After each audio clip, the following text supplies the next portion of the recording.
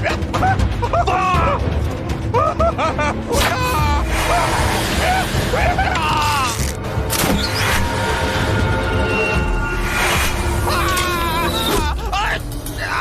服务员，你这个混蛋！服务员，你给我放肆找你！城里的千万人可都看着呢，大都不会放过你的。剑法不错呀，要是再偏一点，射中郑国公的心口，那可就不好用了。我已经派人进攻瀛州，不能再让崔乙那个老儿坐享清福了。哼！大都督好一招围魏救赵啊！如此，崔家军必得放弃洛阳，持救瀛州，就剩下镇西军，孤掌难鸣，叫好各个击破。传话给福元，郑国公贪功误国，死不足惜，叫他不要顾虑，坚守洛阳为上。是。但魏国夫人那里，夫人聒噪，我不理会便是了。李逆的那2个兄长，如今还在江南吗？啊，李俊和李来皆无领兵之才，此刻仍被困在江南，不足为惧。哦，放他们出关吗？大都督的意思是，兄弟3个人聚在一起，方知谁是鲲鹏，谁是雀鸟。那2个雀鸟，怎么会眼睁睁看着自己的兄弟展翅高飞呢？大都督妙计，自古以来便不缺兄弟戏强之时，这李逆也该尝尝各种滋味了。来，这个孙敬用兵诡计，派大军进攻瀛州，但崔家军的主力在此，只怕父亲那边撑不了多久。孙敬这是围魏救赵，逼我们退出洛阳。我还是动身回瀛州吧。现在回去也来不及。那怎么办？主要瀛州路途遥远，若是能借到望州，倒是可以在路程上节省好些时日，既能解瀛州之围，又可拿下洛阳。可望州在李逆手里，只怕他不肯借道啊。以我们现在的实力，这件事情还是有商量的余地的。什么？瀛州告急？消息非常可靠，孙敬大军已经在路上了。看来崔家军肯定会有所行动，但他们未必能赶到瀛州啊。若要及时赶回的话，崔林得需借到望州。你什么意思？是要把望州借给他们？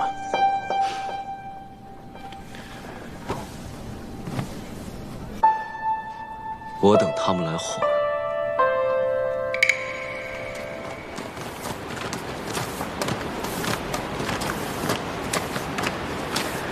长儿，你陪桃子姑娘去找医书。是。桃子姑娘，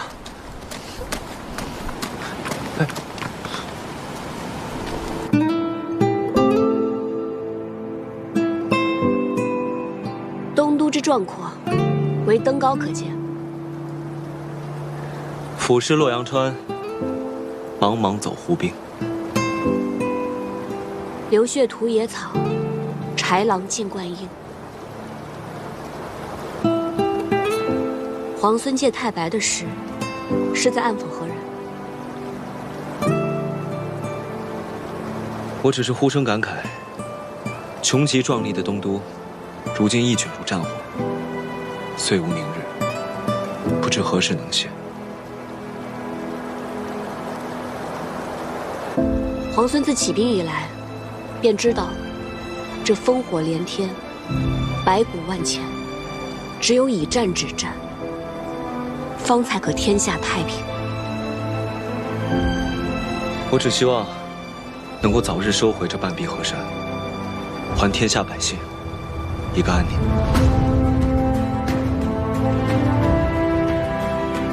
我也希望。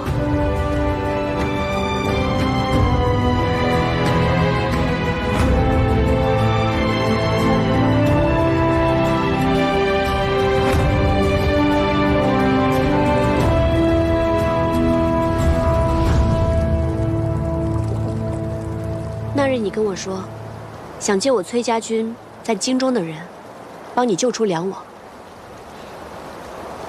不是不行，但你得先赢了我。听你这口气，又想出什么花招？那皇孙愿不愿意跟我来赌一把？知道皇孙谨慎，那赌注就由我来说吧。如果我赢了，你要让我借到望州；如果你赢了，那我崔家军便帮你救出梁王。听上去倒是挺公平的，怎么赌？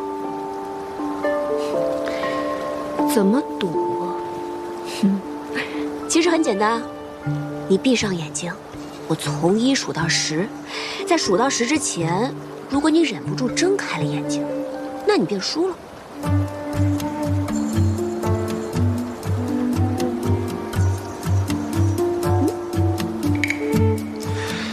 你不会又想趁我闭上眼睛一针刺晕我吧？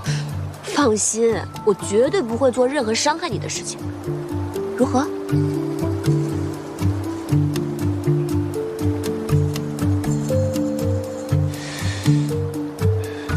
赌。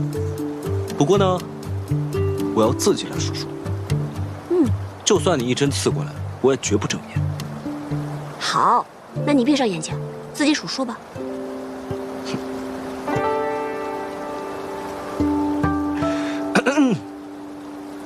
1，2，3，4。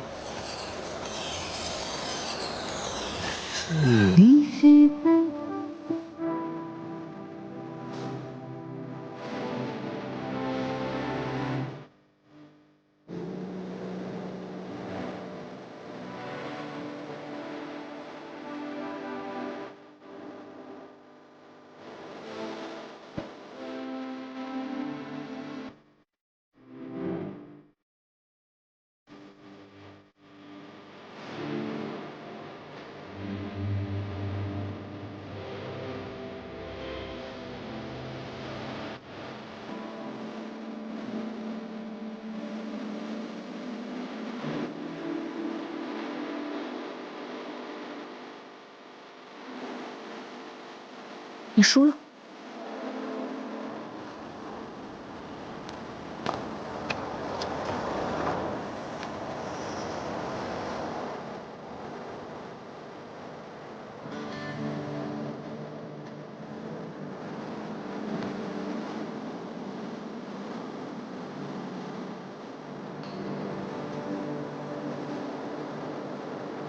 喂，刚才可不可以不算啊？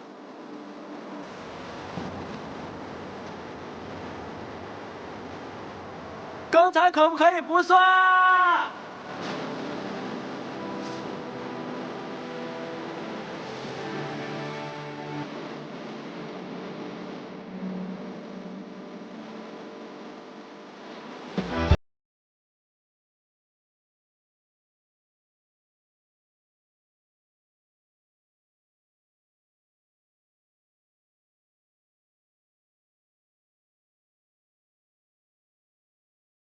我听说太清宫藏经阁内有一本医书，乃是孤本，能不能借阅一览？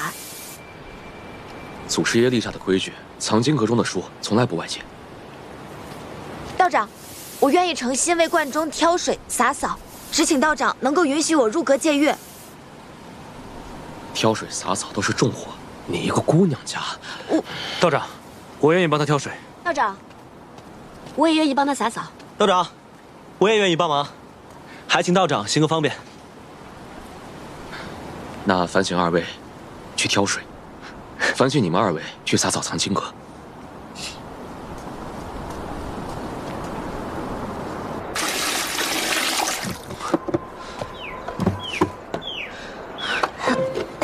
哎，方姑娘，我来帮你吧。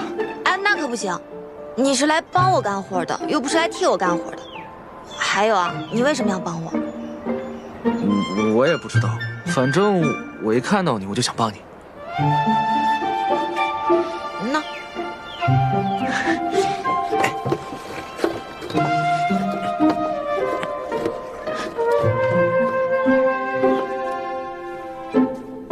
看二位的模样，都是读书识字之人，还请二位在洒扫时爱惜书籍。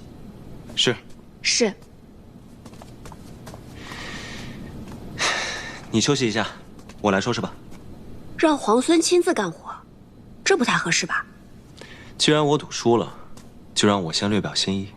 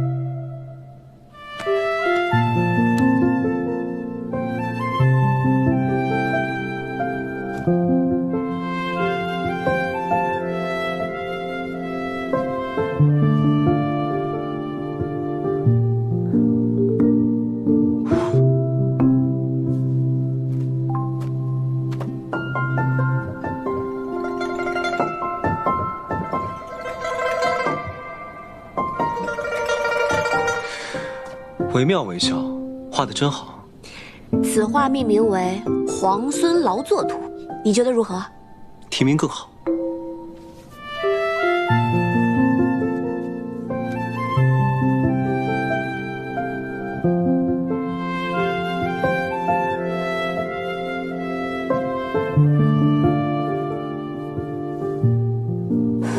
想必这是要赠予我了。哎，这是我画的，为何要赠给你啊？可你画的分明是我，自然归我。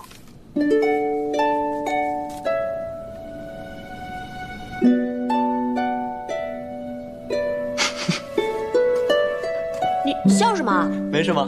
你在笑我什么呀？没什么，不能说。你快说，你在笑我什么？要是我说了，你不许生气啊。你先说来听听。你呢，将我放在你胸口，日日夜夜这么带着，思念时还可以拿出来看一看，我自然高兴，我一高兴就笑了。油嘴滑舌。哎呀，多谢强赠。你这个人，真是无孔不入。好了，我们说正事吧。既然你赢了赌约，那我依约让你借刀望州。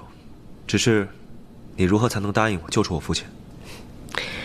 那你不妨考虑一下，帮我攻下洛阳。好说。皇孙就这么有把握，已经可以攻下洛阳了？首先呢，你我联手陈兵洛阳城下，就已经有了5分胜算。郑国公被擒，7分胜算。福云儿虽然悍勇，但他并不明朝中的政局，更不知那些世家的打算。9分胜算，这都已经有了9分胜算了。这个洛阳城，不尽在掌握之中吗？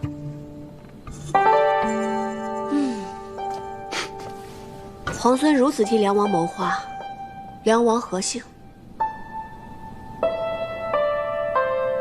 他是我的父王，我自然会救他。他在孙敬手中，我怕我们攻破洛阳，孙敬未必不会起杀心。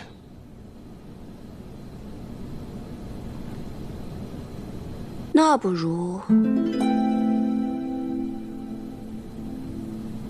置之死地而后生。置之死地而后生。傅云儿假借大都督之名，是绝对不会救我们家郑国公了。只怕诸位府中的主人，傅云儿也是不会救的了。那要怎么办？那怎么办呢？傅云儿是不能指望了，我们必须靠自己把主人救出来啊！这么说对。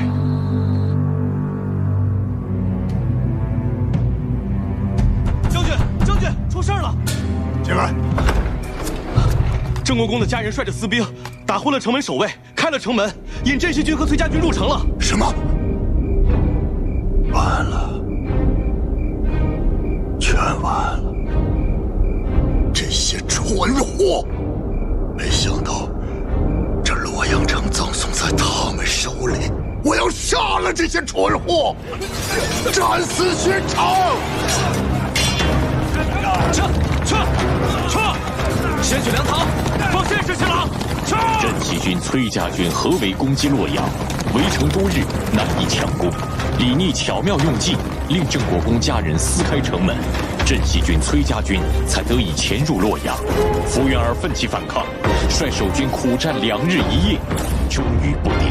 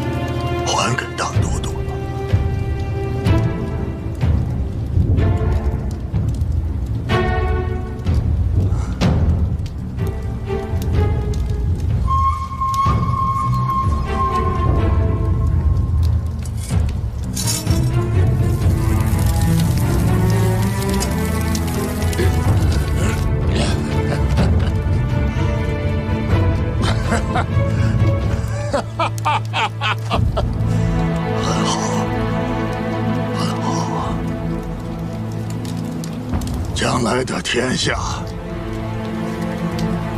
就是你们这等少年英杰的。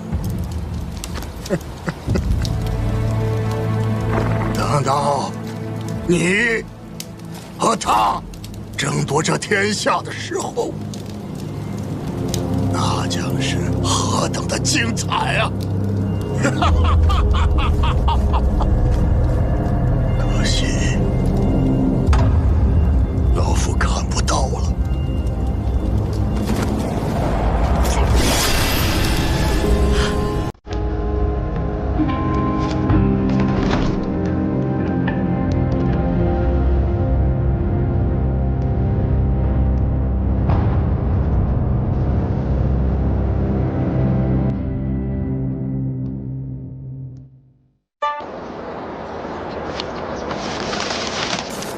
怎么样，桃子姑娘，我买对了吗？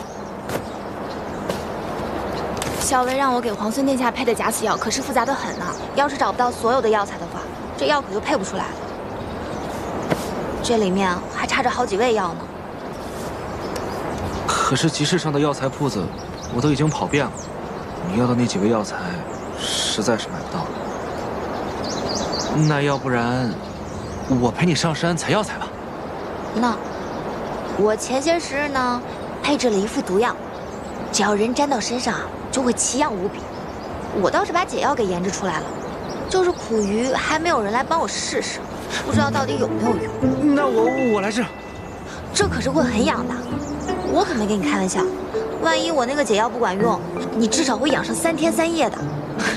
没关系，桃子姑娘，我相信你。行，那就这样。既然你都帮我试了解药，17郎要的药材，我一定尽快给你配好。好。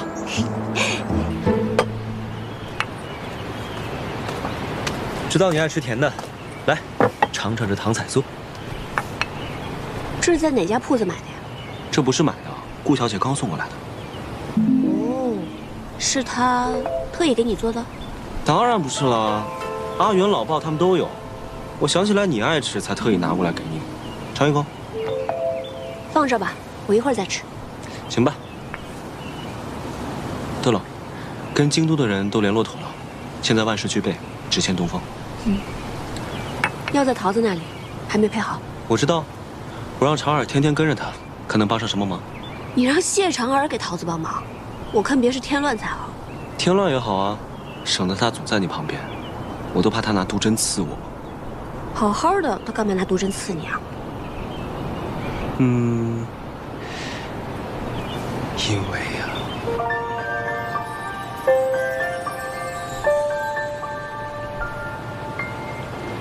咱们拔营吧。与镇西军同住在这里十分不便，哪怕今日在外面搭营帐，也要搬出去。是。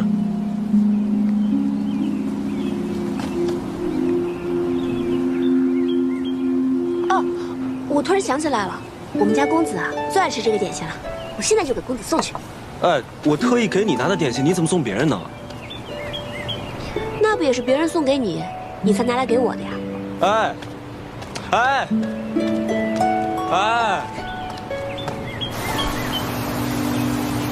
哎！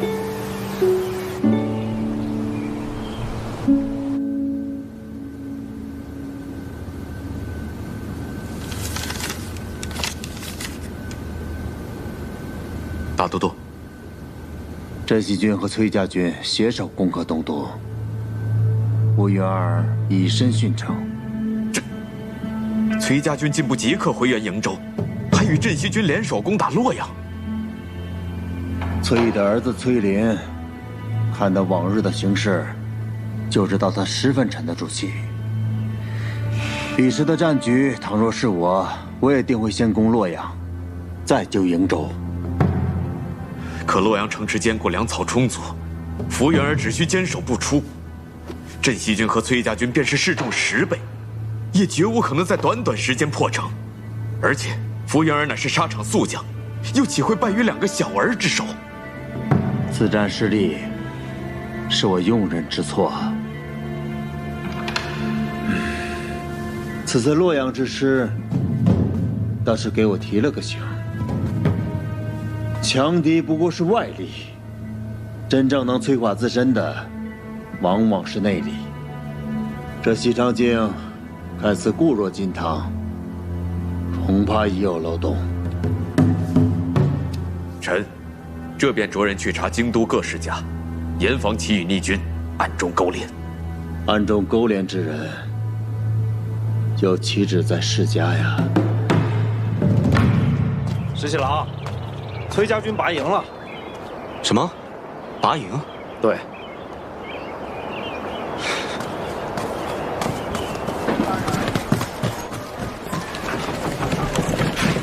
三位，都已经收拾差不多了。我去河边走走。我陪你一起去。不用了，你先忙吧。好。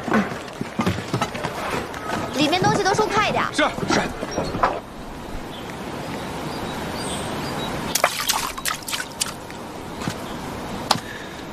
怎么说都不说一声，就突然要拔营搬出城了？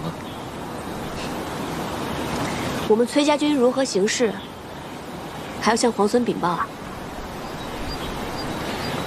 那倒不是，只是走得匆忙，想起不能送你一程，又想起不久后你便要回瀛州，从此山高水远，不知何时才能相见。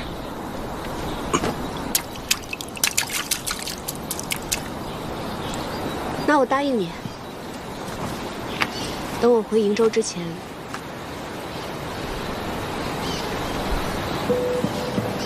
一定好好来跟你道别。你说的。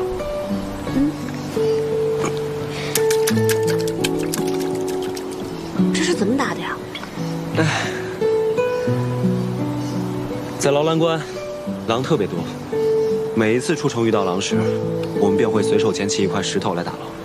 日子久了，大家都学会了这项技能。每当闲暇的时候，便会在劳兰关河边打水漂。赢的那个呢，第一块烤羊肉便归他。听起来真有意思。想试试吗？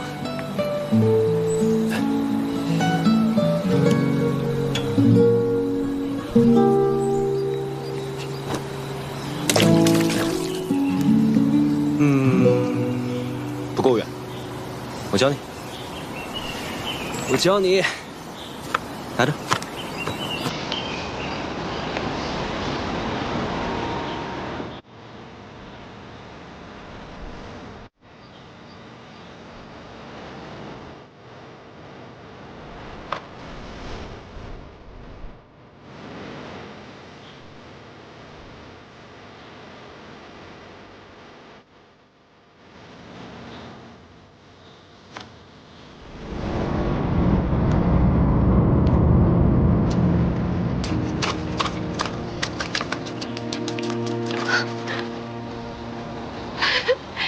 成了，成了，原来是这样。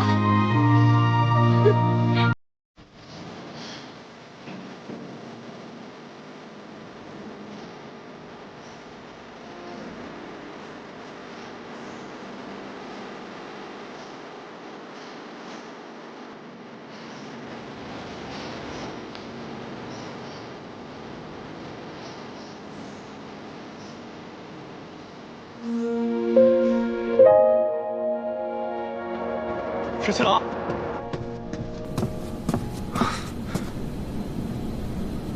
崔礼来见过我。崔礼，此人志大才疏，且小人无解，为了权势不择手段。怎么，他找你所为何事？他想联手我们击杀崔林。小裴将军，在下有意与镇西军联手，击杀崔林。你就不怕我把你绑了起来，送到崔公子面前啊？恕在下直言，就在杀崔林这件事情上，你我二人的立场应该是一致的。从望州到洛阳，我那个堂弟应该没少给你们添麻烦吧？如若没有他，粮草你们有了，这城池你们也早就拿下了。小裴将军，你难道就没想过斩草除根，除掉这个心腹大患吗？在下可以向你保证，等崔林死后，这崔家军由我节制，到时我一定拥戴皇孙，以镇西军马首是瞻。事成之后，洛阳由我节制，如何？张口便要洛阳，你胃口不小啊！小裴将军，这洛阳由在下节制之后，镇西军便可长驱直入，直奔的西长境。届时，你们能够击杀孙敬那个逆贼，这全天下都是皇孙的了，自然可光复大玉王朝。到那时，还会在乎区区一个东都吗？是吗？如此，便一言为定了。在下斗胆，还想向将军讨一信。什么信？还请劳烦皇孙手书一封，言明事成之后，那洛阳由在下节制，如何？小裴将军，这是何意啊？崔公子想要皇孙殿下的手书，也要看能不能杀了崔林。你什么事情都没干，就想要手书，恐怕不太合适吧？啊？是，将军说的对。啊，不如这样，在下先去把崔林的手下们给……待事成之后，再向皇孙讨要信物，这样如何？见时再谈吧。此等小人，必须告知崔林，让他提防一二。十七郎，我知道你要说什么。不过我还是想堂堂正正，与他在战场上一决高下。我并不愿意看到他被小人暗箭所伤。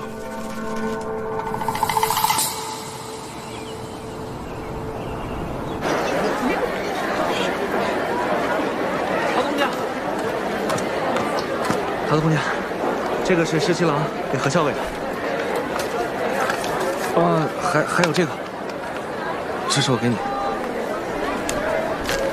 这是什么？猪耳朵，我跑了好几条街才买回来，还热着呢。我不要。可是，你上次不是说你喜欢吃吗？我现在又不想吃了。喂，怎么了？我这几日和校尉住到城外去了，你感觉身上有没有什么不舒服啊？哦，没有没有，你给我的药挺好的，我就养了2天就好。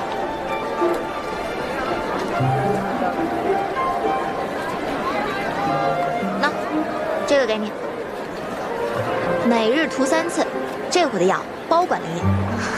谢谢桃子姑娘。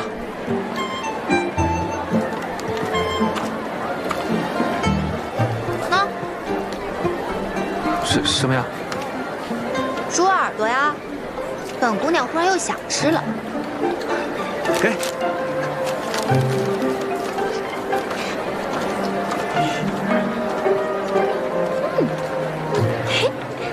姑娘家真奇怪啊。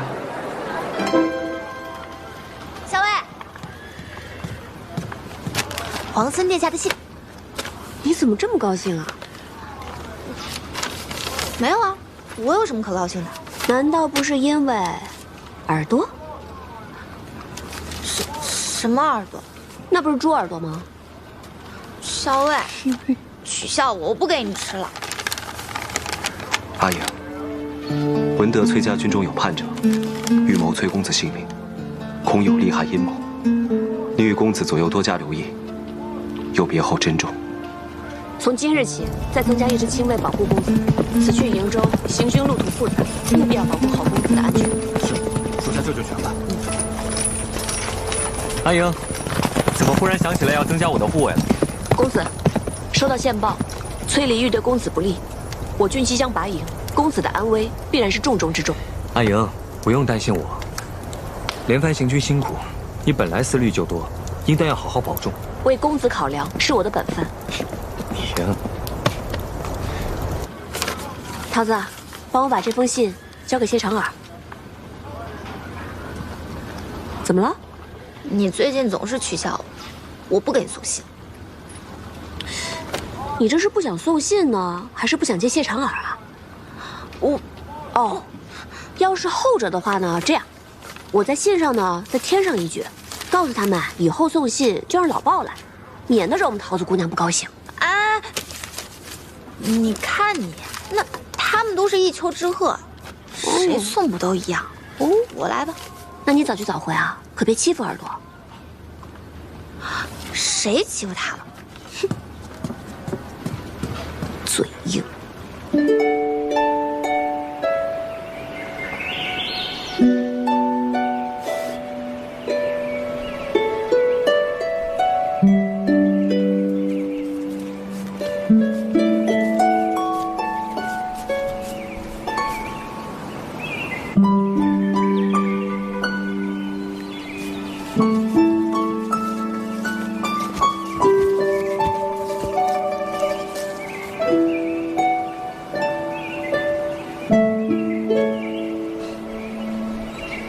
皇孙，这是睡着了？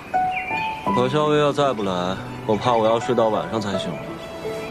沐天席地，17郎真是到哪儿都能自在逍遥啊！自是因为此刻清风为善，草木为香呢。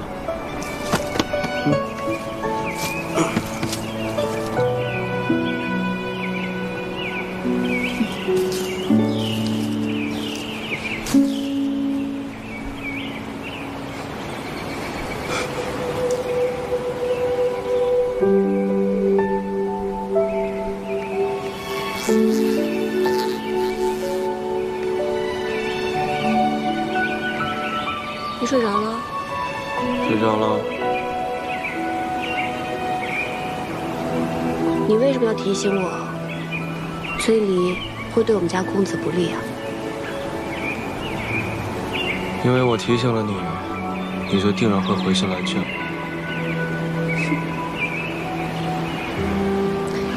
若是我偏偏就不约你见面呢？那就我约你见面呗。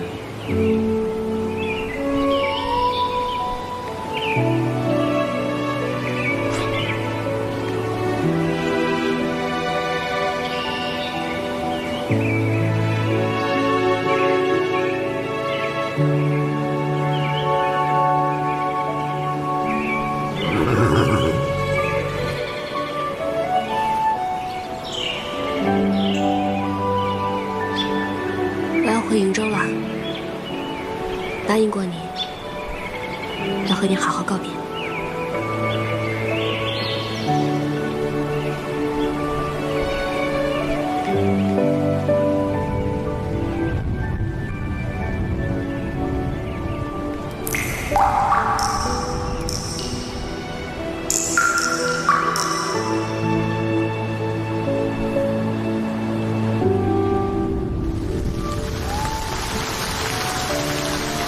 下雨了，带你去个地方。好。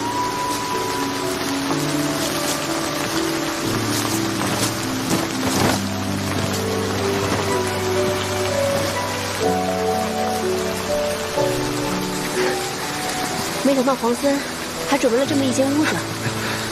那是自然。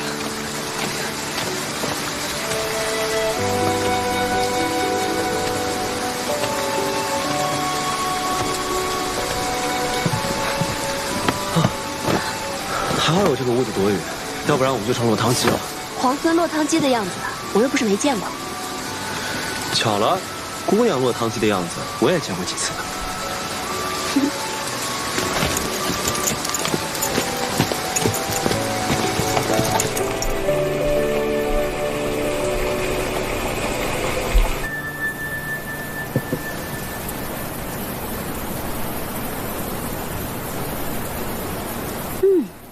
清香沁人，入口微苦，别有一番风味。这是竹叶茶吗？没错。民间呢，常以竹叶为煎，代做茶饮。皇孙的身份如此贵重，却对乡间生活了若指掌。人生在世呢，身份什么的最不值得一提。贵为天子又如何？还不是一碗饭，悠茶。我倒觉得在这里当个田舍翁，活得更痛快些。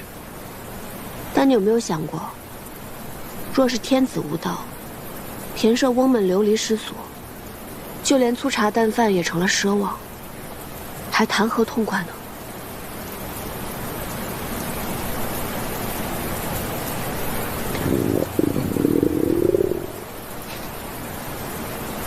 也不知道这儿有没有一碗饭，可以填饱我们田舍翁的肚子。都准备好了。这是好的。哦，这不行。我厨艺不精，如果你不嫌弃的话，我给你露2手。石七郎亲自下厨，我岂敢嫌弃啊？不过，我好像什么都不太会。哦，生火我应该行。好，就这么定了。我来看看啊。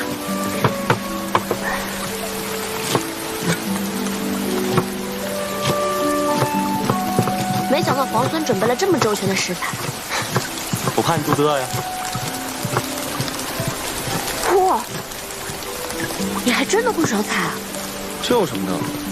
我们在劳兰关，洗衣、打猎、缝纫、做饭，不都是自己来做？那你在劳兰关的时候，没有带侍婢吗？我要带侍婢的话，与我在京都王府里的生活有什么分别啊？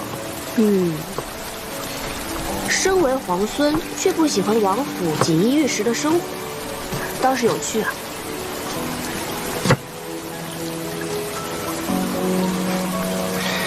我呢，是鄂越出生的鄂子，从小先帝和父王就不喜欢我，这样的锦衣玉食，不要也罢。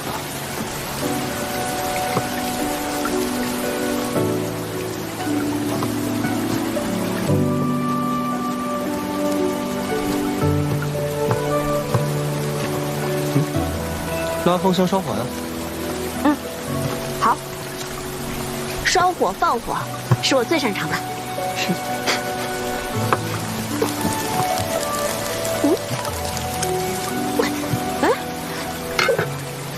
拉香烧火呢，也要讲究技巧的，要慢慢的这样推进去，再慢慢拉出来，慢慢推进去拉出来。还有呢，我试试。火候很讲究的，可不能忽大忽小，这样炒出来的菜就不好吃了。放心吧。来。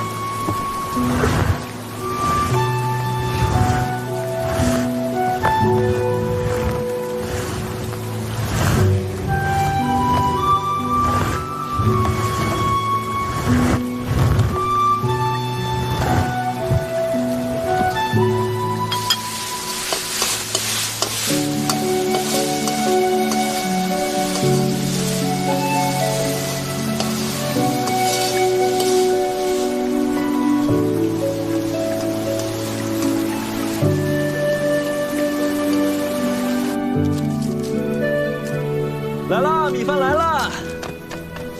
行，吃吧。嗯。这么粗茶淡饭的，你还跑去摘野花？斯是陋室，惟吾德馨。十七郎，这顿饭可是你认真做的，怎么能随便对付过去呢？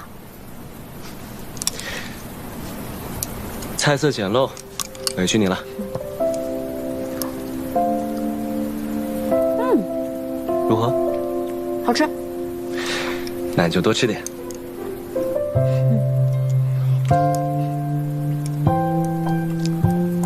你不怕我在饭菜里下毒啊？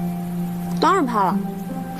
所以刚才我在烧火的时候，已经放了毒液。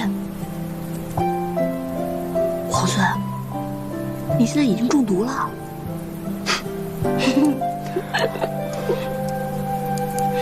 嗯，这个好吃。嗯，这才是我拿手的。嗯，啊，这个你再多吃一点。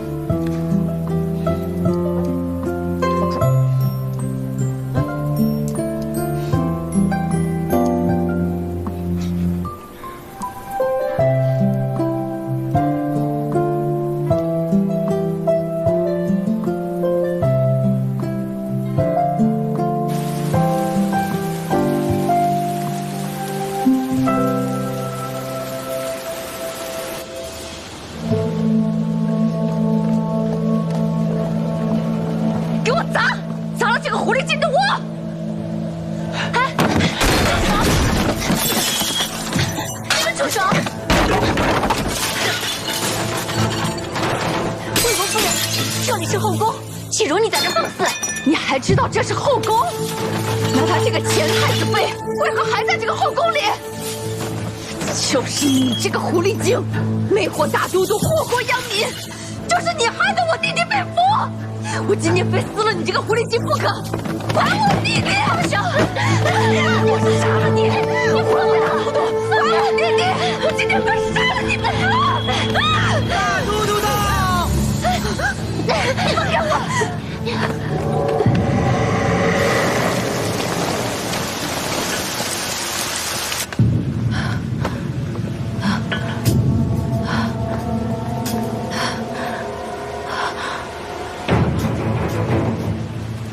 来人，魏国夫人病了，扶她下去，速速请御医。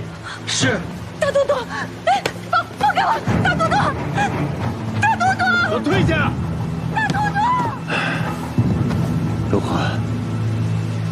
你受伤了？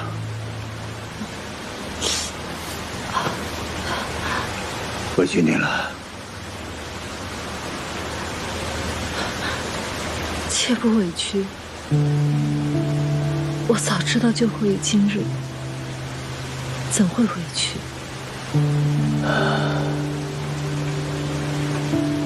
这几日，我一直在想，当年我若是带你一走了之，那又会是什么样子的？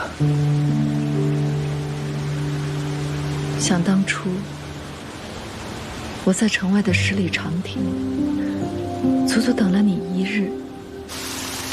直到太阳落山，也没见你来，我就知道你再也不会来了。虽然当时我已经被选做了太子妃，但是只要你愿意带我走，我是可以跟你远走高飞的，隐姓埋名，哪怕做一对贫贱夫妻，我也甘之如饴。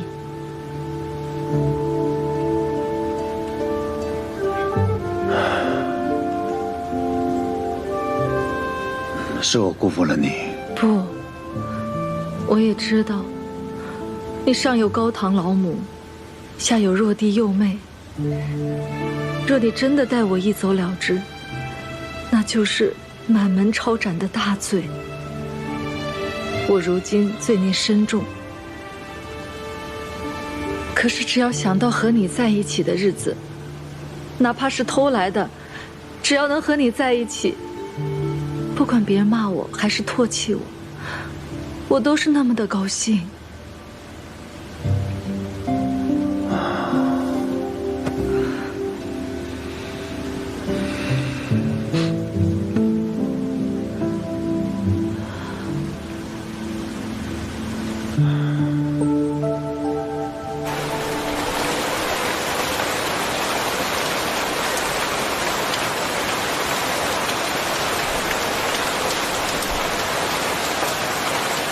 韩将军，咱们现在距离西长京，是不是已经很远很远了？已经有数千里了，也是快马驰骋，也得10数日。母妃最后跟我说的是，阿泽，你快逃，逃得越远越好。可是韩将军，我不想再逃了。我是太子的长子，我是国朝的太孙，但现在我每日都像老鼠一样东躲西藏。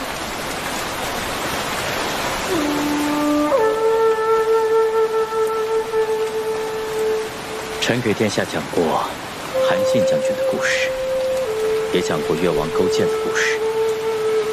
殿下如今是避险，忍辱负重，才能有将来收复河山的一日。那日你说镇西军统帅李密是我实际堂兄，镇西军已经从劳兰关一直杀到了望州。17哥领兵还是挺厉害的，我真想同他一样，与敌人正面对阵，拼杀一场。17皇孙确实战功显著，但镇西军原是府兵，裴贤与先太子并不亲近。殿下如今身份贵重，哪怕是血脉至亲，也不能轻易相信。何况梁王殿下还被尊敬扣在西长京，只怕李逆有所顾虑，所思甚多。韩将军，那我们什么时候才能回到西长京呢？定有那日的。臣一定护送殿下重返西长京，浩浩荡荡，堂堂正正。自从孙敬起兵，我离开平凉后，就再也没有这样一个下午可以如此安逸。能与知己在屋檐下赏雨的这份闲心，更难得。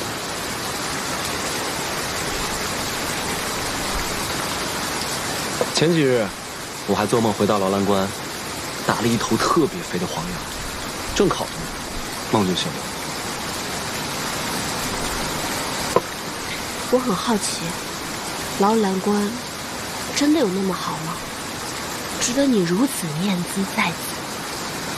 行无辙迹，居无仕路，岂不快意？日后，我邀你同我一起去劳兰关，你可愿意？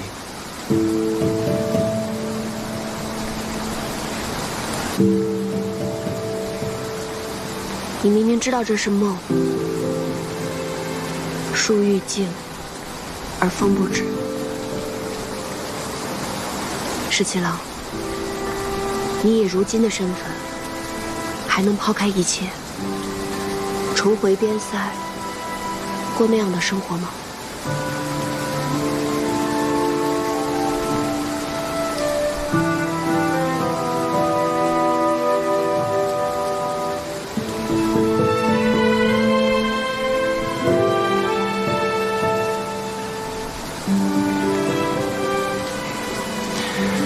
难得有一场好雨，将你我困在这里。雨停之后，又该各奔东西了。我们说些别的吧。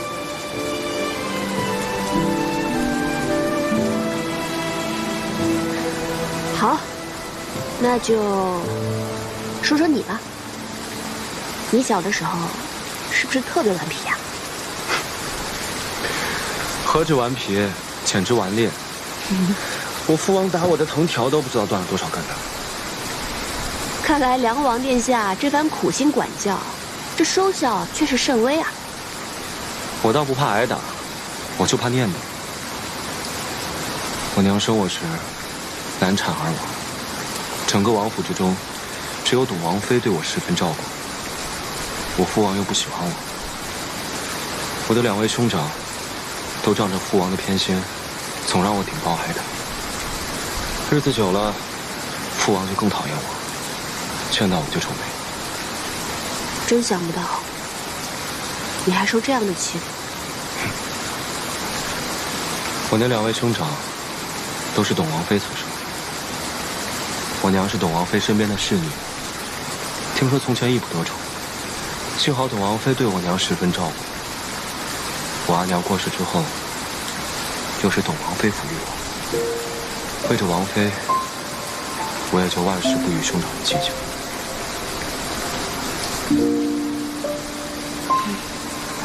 你是一个心善的人，别人对你好一分，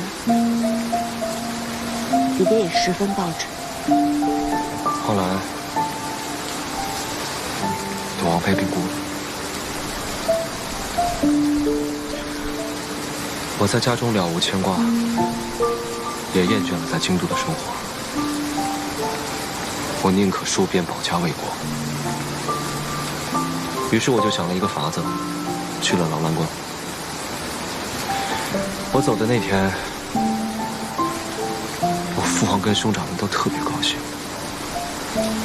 只有奶娘一个人流着眼泪送我。奶娘呢？现在还在王府吗？她年岁大了，我一离开王府，便将她送回老家安享天伦。也幸好离开了京都，只是许久未见，不知她是否康健安好。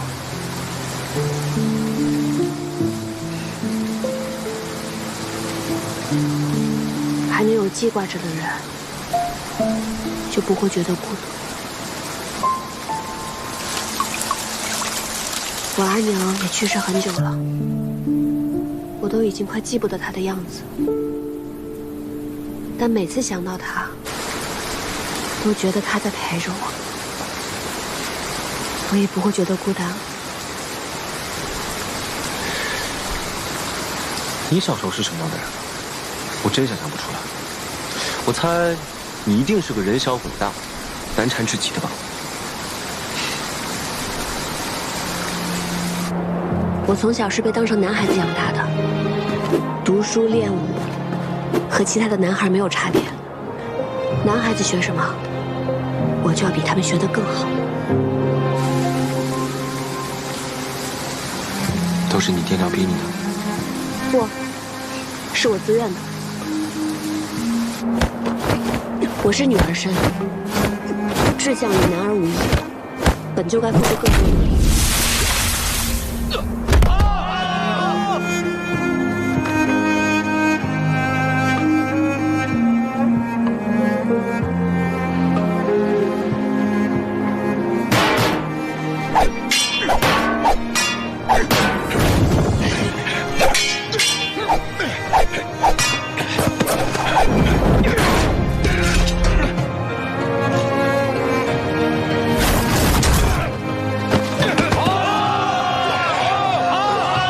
是起3更，睡5更，要比旁人流更多汗，甚至流更多的血。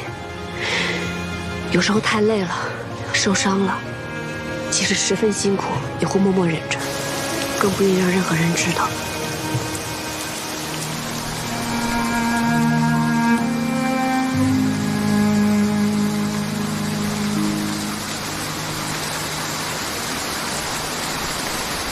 在想什么？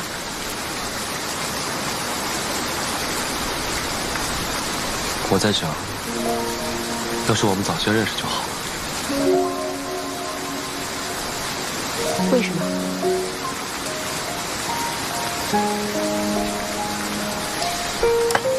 这样我们就能一起练武，一起读书，一起打仗，闲来无事，还能像这样聊聊天。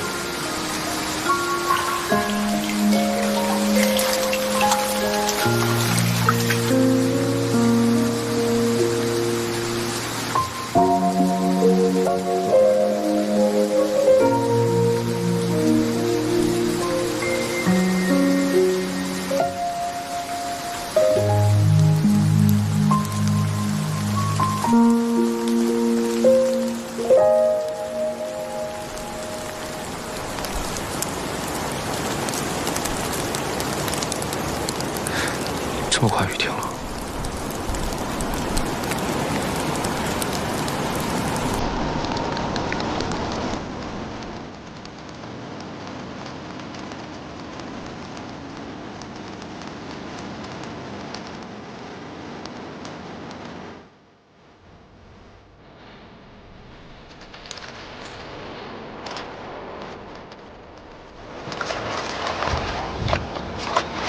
回去吧。好。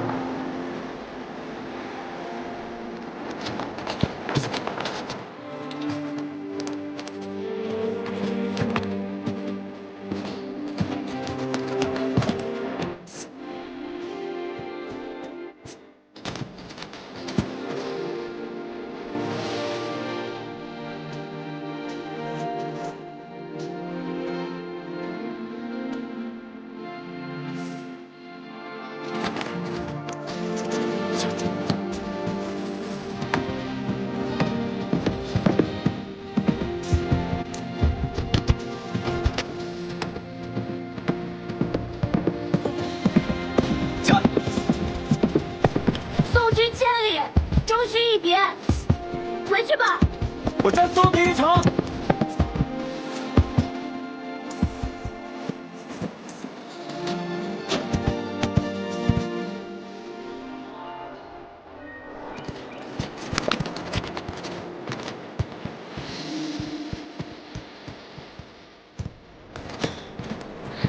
白英，这20年来，我从未有过今日午后这般安宁喜乐。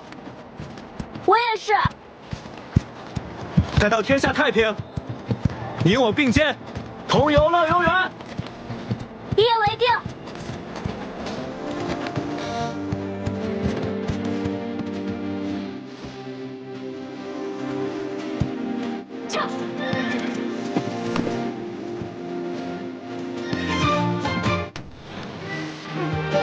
为你说的是我，也不能遗忘。为你。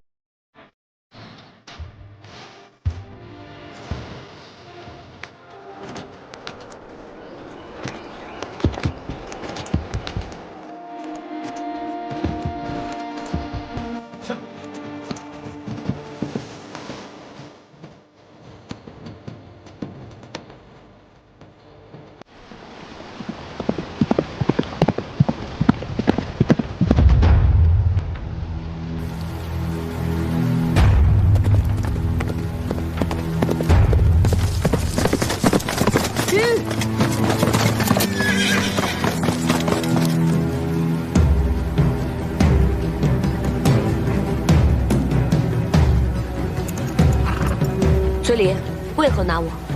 勾结外贼，勾结镇西军，怎么还不认罪吗？证据呢？这，就是镇西军的李逆写给你的密信。你私自将瀛州被围之事一五一十地告知了镇西军，这信上写的是清清楚楚。你是如何拿到这封信的？怎么承认了？铁证如山。如果不是你，洛阳城根本就不用让给镇西军。拿下！住手！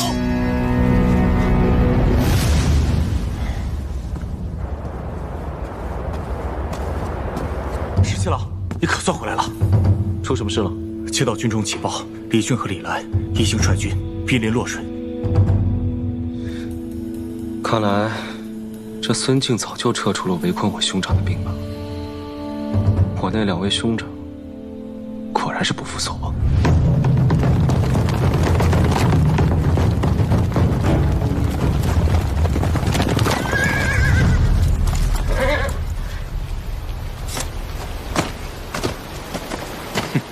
你这是干什么？阿林，你来的正好。我早就怀疑，这个何校尉和镇西军的李逆有私交，就是他泄露了不少我们的军纪，这就是证据。就是这个何校尉将我们瀛州被围之事泄露了出去，这洛阳城我们才不得不拱手相让啊！这何校尉如果不死，如何对得起那些浴血沙场的将士？阿林，哥哥知道你心软，这件事为兄给你担了，不让你烦心。来人呐！住手！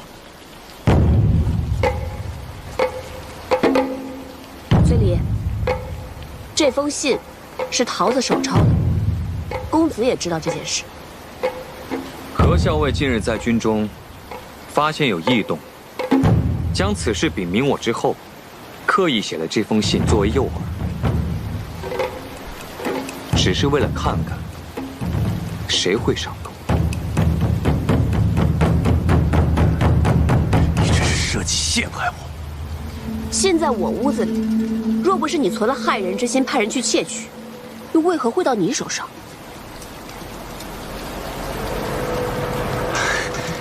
阿林，我这么做实在是因为他所作所为太可疑了。我只是想帮着你啊，你要相信我，我兄长只是为了……崔家军是由副帅一手带出，将士上下一心，军纪严明，从未出现过党同伐异、勾心斗角之事。崔林，自你前来，几次三番构陷同僚，你以为你的那些小动作、小心思，我真的察觉不到吗？构陷同僚，按照崔家军军纪如何处置？构陷同僚者，褫夺军权，杖责30。崔离麾下5000士兵，暂交阿术统帅。念在你是初犯，杖责就免了。阿林，走。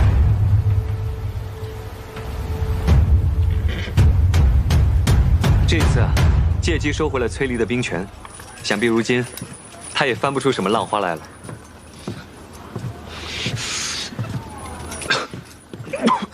公子，没事吧？是不是刚才在外面站久了，受了寒气？我叫桃子来给公子诊脉吧。阿英，今日出营，你究竟去了何处？我去见了李逆。李逆是镇西军主帅，你不应该一而再、再而三的私下去见他。我知道，我现在说这些话你不爱听，可是就像今天你看到的这样，我们原本设好了局，等着引蛇出洞，你私自外出，崔离才提前拦截了你。万一他真的动手了怎么办？公子放心，就一个崔离，他奈何不了我。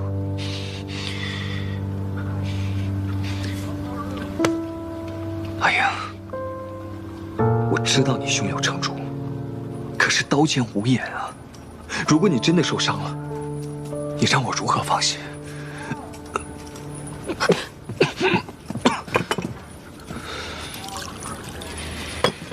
公子，快，先喝杯茶，快喝。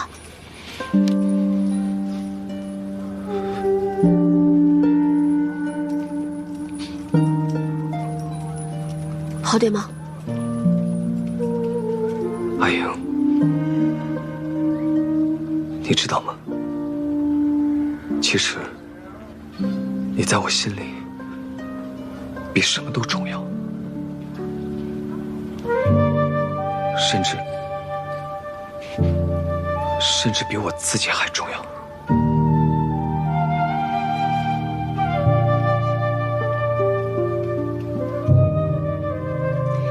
你我从小一起长大，我一直都把你当作兄长看待，所以于我而言，你也很重要。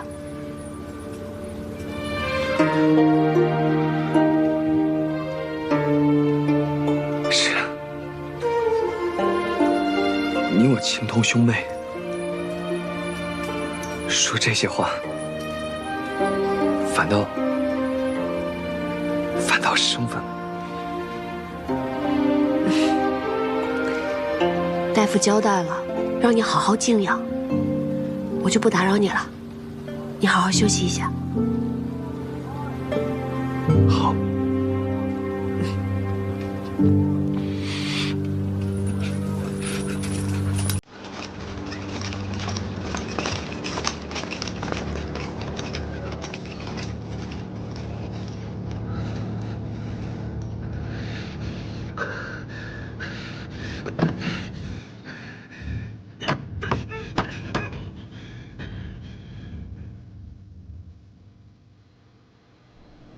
最迟明日，李俊和李来就会率军抵达洛阳。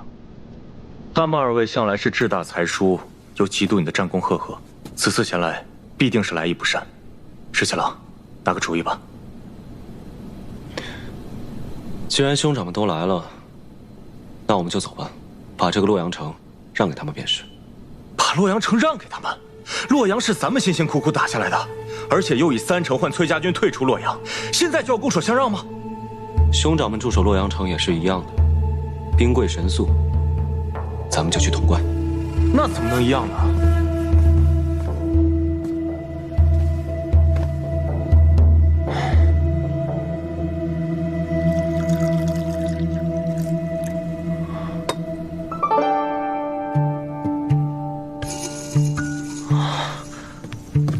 我明白了，潼关地势险要，北抵渭水，南临秦岭，东入中原，西进关中，而且扼西长京和洛阳的驿道，兵家必争之地。孙敬一定想不到咱们会放弃洛阳，打他个措手不及。拿了潼关，就犹如扼住了西长京的咽喉，距离攻破西长京也就不远了。哎呀，这样最好了。只要潼关在我们手上，他们二位就算是有所作为，也是进无可攻，退无可守。石七郎，我还以为你会对他们二位心慈手软，现在看来，如此甚好。我的确是为我那2位兄长着想，他们好大喜功，又容易得意忘形，不如就让他们在洛阳城里面待着，免得万一他们又中什么圈套，我还要费尽心思去救他们。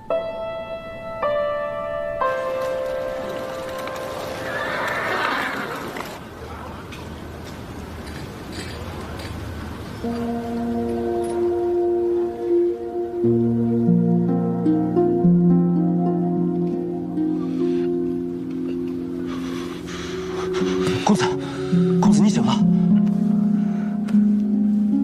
何校尉呢？啊，他昨晚都在自己的营帐中，未曾出去。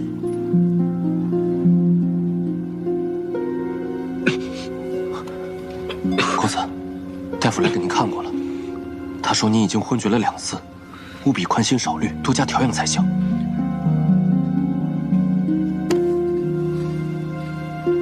我知道您心里还放不下何校尉。但是他迟早会明白，这世上对他最好的人就是公子你啊！他那样聪明，我对他好，他自然能感受得到。那公子你更该放宽心了。校尉他并不是知恩不报的人，昨日您不顾生病去救他，他看在眼里，定会感动的。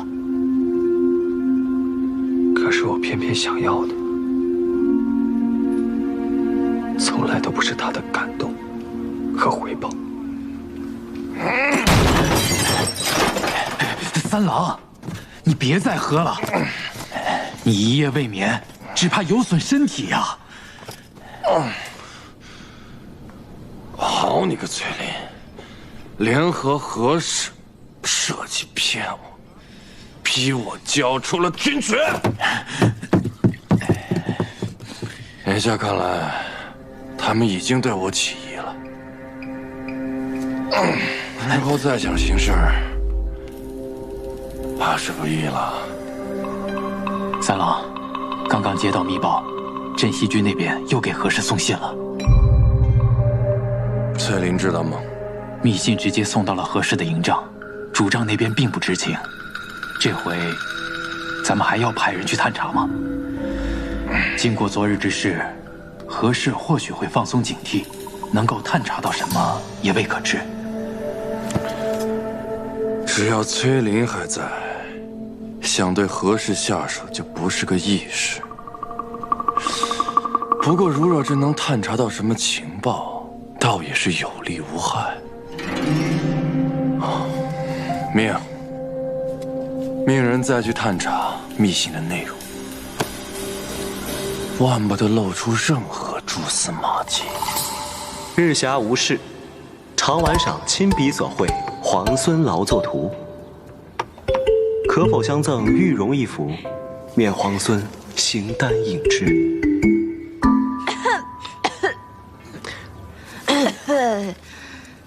哎，校尉，你不回信啊？这么着急做什么？我不着急啊，这个信又不是写给我的。哦，你不着急，这样我先处理会儿公文，你先去休息会儿吧，不用陪着我了。我是不着急，但是那个送信的谢长尔他着急。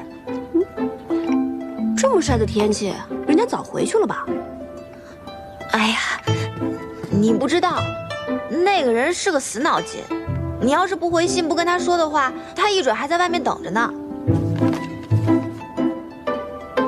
小伟，那我可就告诉他了。我去了，我真走了。等等，既然你这么着急的话，那我就回上一封吧，免得让我们桃子姑娘白白跑一趟。好，我等着。校尉，之后来报，镇西军已经撤出洛阳，梁王长子临淄王李俊率军入城，最迟今晚，梁王次子会稽王李来也将率军抵达。知道了。真没想到，李皇孙对两位兄长还真是挺大方的，说让就让了。不过校尉，皇孙退出洛阳以后，那是要去哪儿？他在信里说了吗？信上当然不会说这些话呀。信上不说这些，那你们都聊些什么？哼，闲话而已。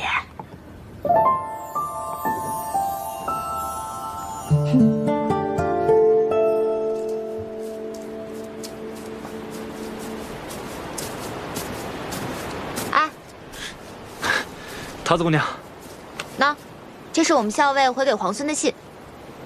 多谢桃子姑娘，那我先走了。啊？你这就走了？那不然呢？那这什么？这是本姑娘亲自调配的金疮药，外面可是买不到的。我想着你平常行军打仗的，总会有些磕磕碰碰的时候，你用了这个，保证好得快。谢谢桃子姑娘，你真好。你说什么？我走了。谢谢了。傻子。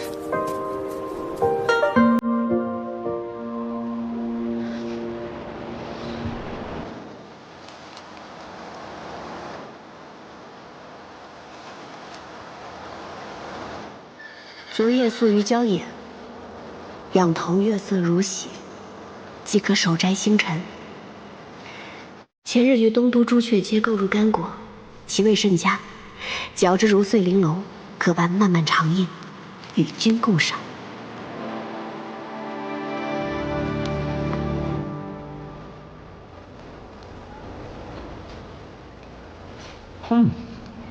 干果与果脯同食，风味果然颇佳。前人竟单啖干果、果脯，今尝二者同食，滋味有趣。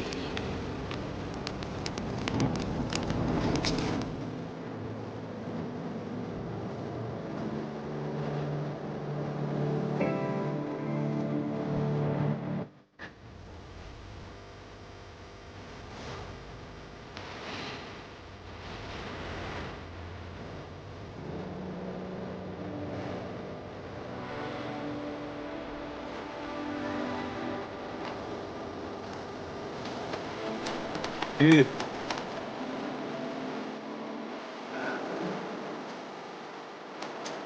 今晨跃马过水涧，闻香而去，见野桂一株，引香浮动，独赏此景，深有抱憾。遂取花蕊数朵，与托一纸染香，盼来日同赏。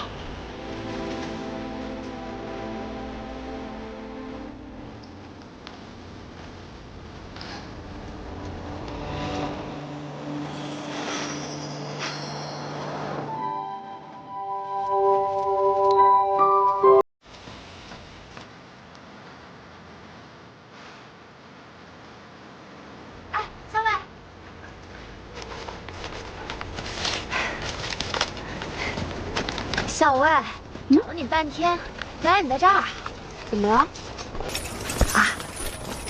也没什么，就是想问问你，今天还写回信吗？又是怕那个谢长耳着急啦？不是，我跟他约好了，以洛阳为界，在那儿互相传递书信。以洛阳为界？这是你的主意，还是谢长耳的主意啊？那只耳朵说是他家17郎的主意，约在洛阳，免得行军途中互相找人不便嘛。这个谢长耳在两军之间送信，只要记住他抵达的时辰，再测算出马匹脚程的速度，就很容易猜出镇西军现下行至何处。这个李皇孙也太狡猾了，小伟，也就是你。能猜得出他那些弯弯绕绕的心思和用意。那这么说，我也很狡猾啦？不是，你那是聪慧。那还写回信吗？还不知道。这个怎么会不知道呢？写不写回信？就是不知道啊。写不写回信？写一个。有人进去了。桃子，走，咱们去散个步。小伟，咱们不进去堵那个奸细一个正着，无妨。与李逆通信，就是想调出这个奸细。既然他们已经上钩，在做蠢事，让他们做吧。三郎，这是李逆写给何氏的信，属下想了法子，偷偷一字一句誊抄的。干果与果脯同食，风味果然颇佳。今尝二者同食。这都是什么？依属下愚见，李逆与何氏都是心机深沉之人，此信乍一看平平无奇，实则用了暗语将机密藏于其中，所以何氏才为找隐秘之处藏起，就那么放着，也不怕被人看去。这其中干果一句，定是他们约好的暗语。有理。那咱们找些人来破解一二。当然。自君一别，虽数日，犹数年，未尝有此滋味，甚是牵挂。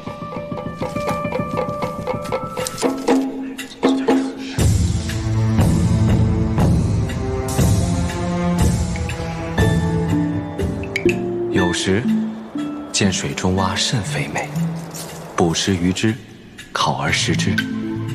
熄火后过剩，略有焦糊。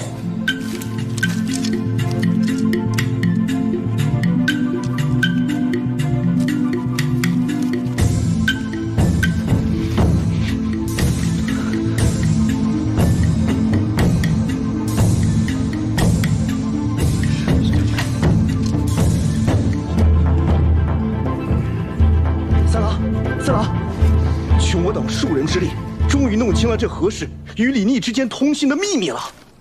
说，皇孙李逆自出劳兰关，最擅长的便是长途奇袭，声东击西。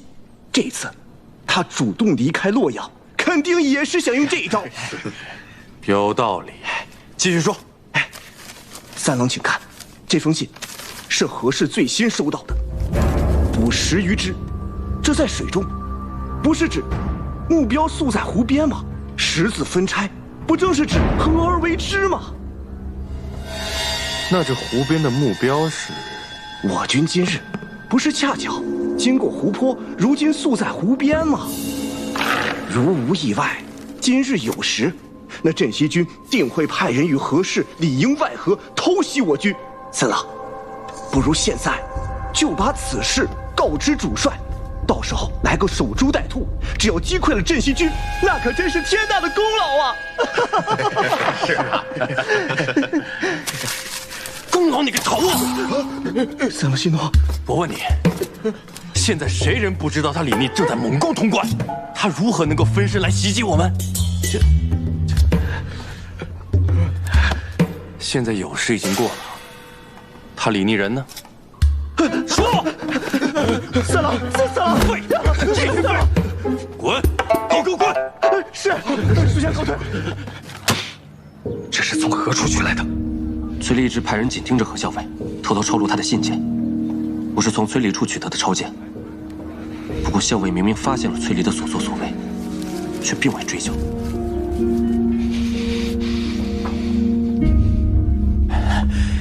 三郎息怒。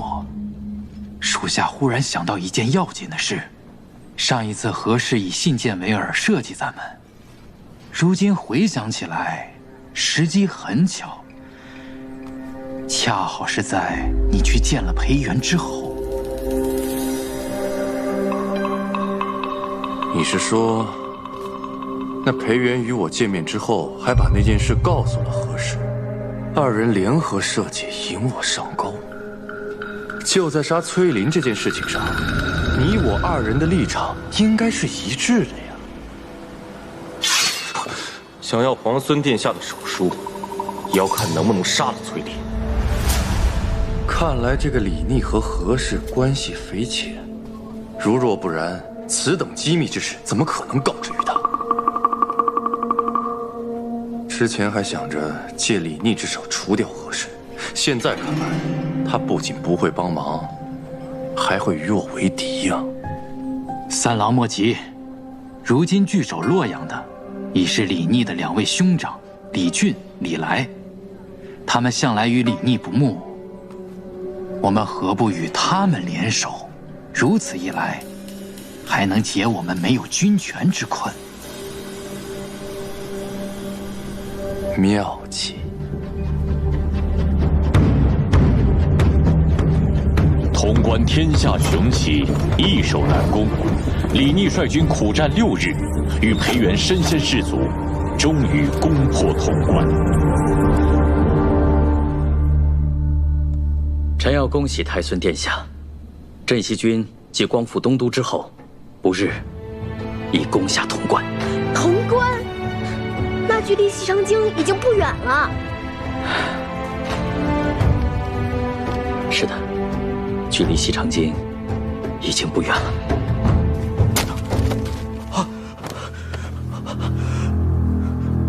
李逆不与兄长相争，直接放弃了洛阳。500里奇袭，强攻潼关。哼，带猪出好笋呐！这个梁王果然生了个好儿子。也罢，梁王的3个儿子现在已经到了左近了，他这个做父亲的，在京中耽搁已久，也该给儿子们写封信了。坐。哎，石七郎，战事如何？坐。如今大局已定，穷寇莫追。你呢？怎么样？我这个呀，皮外伤。好啊，咱们熬了这么长时间，终于把潼关给咬下来了。我听我爹说，潼关号称第一锁要，开国100年来没有任何一支军队可以把它攻克。以后在国朝史书上，咱们镇西军也可以留下一笔了。如今攻守易势，你呢？接下来应该发愁该如何守住这潼关了。石七郎，这世上哪有第2个镇西军，哪有第2个石七郎呢？那这世上也没有第2个勇猛无比的裴元了。哎，别这样说啊！但是石七郎，我有个问题，你明知道不可为，为什么还要写信给会稽王还有临淄王，让他们一起合围西长京呢？我那2位兄长啊，被我父王惯得跟倔驴一样。你呢要往西，他们就偏要往东。我不希望在当头这个时候，他们为了抢功劳，擅自出兵闯祸。当然要给他们写封信约他们合围。这样一来，他们肯定不会听我的，自然也就小小听听，按兵不动了。所以这叫指东打西，反其道而行。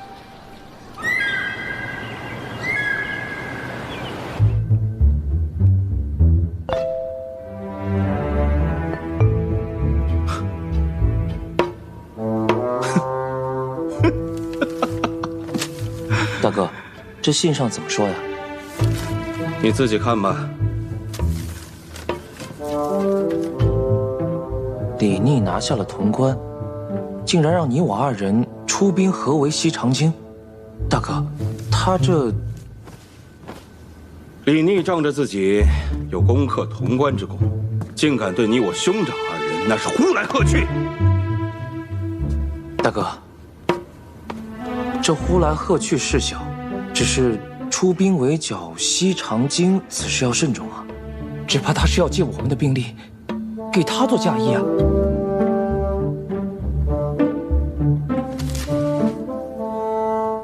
我早就知道李逆他居心叵测，万万不能让他心想事成。大哥，前2日崔家军的崔离不是派了密使前来吗？你是说，大哥，我觉得我们可以借兵给崔离，因为崔离借兵是想要杀崔林而嫁祸给李逆，如此他定会成为大哥手中的一把尖刀。公子，回来了，这一路辛苦你了。父帅身体如何？大将军一切都好，只是听闻崔离公子擅自前来，并干涉军务一事，也十分震怒，命我将令牌带回，交给公子。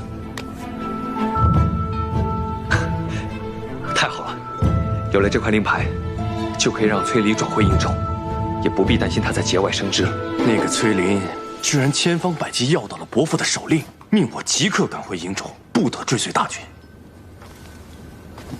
好你个崔林，竟然如此忌惮我，千方百计要调走我。三郎息怒，洛阳那边回信了，不如先看看信上怎么说。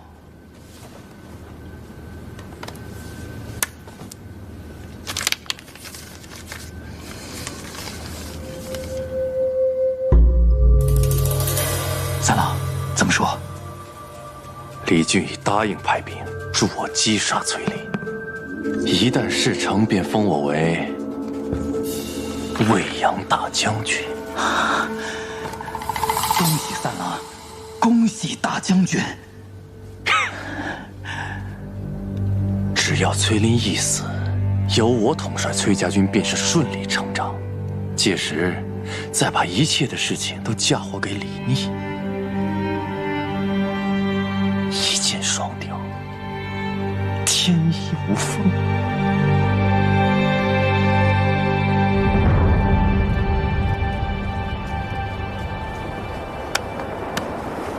难怪攻进来这么费劲啊！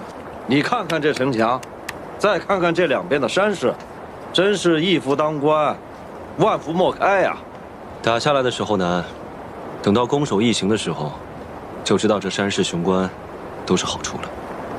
可不，牢囊关要有这一半的险要，咱们也用不了这么多人守了。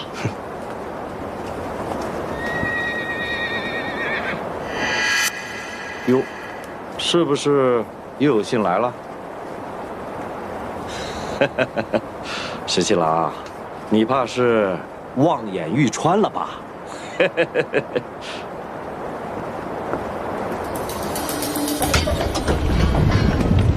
报！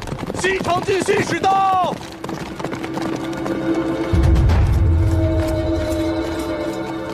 大都督命我来传令。镇西军需在3日内退出潼关。放肆！孙敬是让你来送死的吧？小裴将军，我既然敢来，那就不怕送命。哼，另有梁王手书一封，带给皇孙。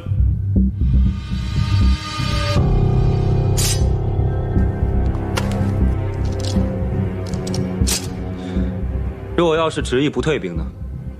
若是不退，那3日之后的午时，皇孙便备好丧服，为梁王服丧吧。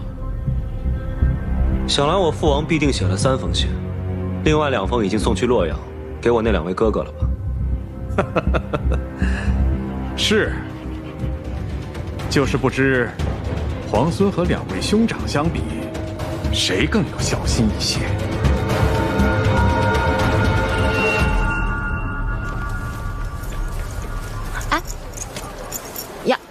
小伟，这干果你还没吃完？此物当时在东都十分盛行，人人都夸赞它好吃，进香采买的人特别多。你就是能记住这些细枝末节啊？原本呢，大家都只吃这干果果仁，校尉偏偏喜欢用它与果脯一起吃。你说这我能不牢牢记住？再说，这果仁确实香脆饱满，甚是好吃。不过，这一连数日，潼关可是1封信都没来啊！你这是在担忧某个人，还是在担忧潼关呀？校尉，我与你说正经事。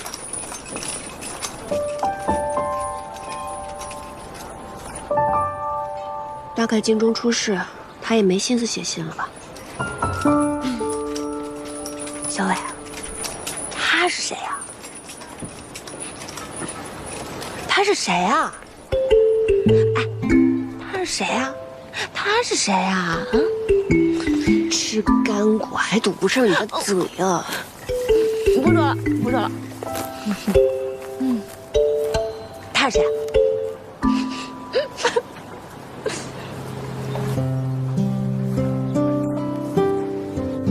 石七郎，洛阳急报，临淄王还有会稽王已经决议率军退出洛阳了。我的这2位兄长，从小便很孝顺，也不怪我父王一直疼爱他们呢。哼，洛阳本来就是他们从你手中占到的便宜，他俩当然不会肉疼。只不过现在，我们就进退两难了。潼关我们是万万不能放手的，如果洛阳一失的话，我军断绝后路。但是那个孙敬他真的是心狠手辣，如果我们不退兵的话，他真的会对梁王殿下动手的。石七郎，怎么办？石七郎，我朝天子乃至庶人，纲常伦理，以孝为本。如果我们拒不退兵的话，梁王真的惨遭孙敬杀害，到时候肯定会朝野哗然的。那些旧臣还有齐王之师都会对我们离心离德。石七郎，到底现在该怎么办？小姐，你不能去，你要是去了，岂不是送死？秋翠，你就别拦着我了。我在家中本就不得父母宠爱，在并州又险些丧命。若不是皇孙出手相救，我此时恐怕已是一抔黄土。他救我的时候，如同天神一般。彼时我就心想，或许这就是我应遇之人。为了报答他，哪怕粉身碎骨我也愿意。可是小姐，你从小就命苦，如果真的因此送命，只怕连个真正心疼你的人都没有。小姐，我想跟你一起活着回西长京。李皇孙先下洛阳，再克潼关，势如破竹，明显并非池中之物。他日必有一飞冲天之事。皇孙此人重情重义，若危难之时出手相助，皇孙必会刻骨铭心，涌泉相帮。我若在此时能帮上他，还愁他日在府中没有立锥之地吗？此事不搏，更待何时？小姐，你怎么突然像变了个人似的？从前你不争不抢的，有时下人势力都还不许我替你出头。秋翠，以前我不争不抢，是因为没有争抢的实力，更没有争抢的机会，徒劳无益，又何必呢？以后你就是我的心腹之人，也要学着多看看，多想想，什么时候应该出手，这才是聪明人的做法。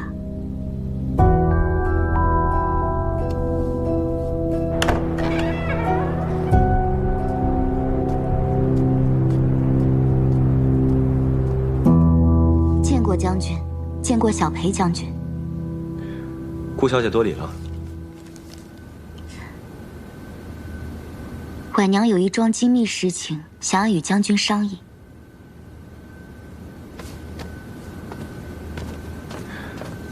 顾小姐，请说。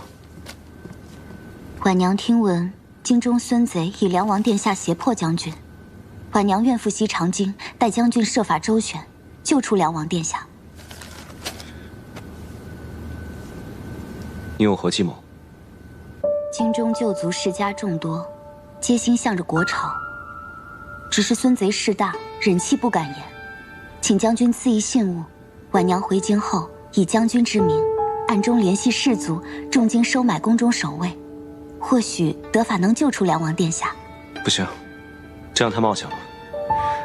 万一要是被孙敬知道，又或是被人告密，你会丢了性命，甚至连累。婉娘不怕死，若是为忠义而死，婉娘死有容焉。便是家父，将军亦是知道的。他绝不屈于孙贼，定然也会赞成婉娘此举。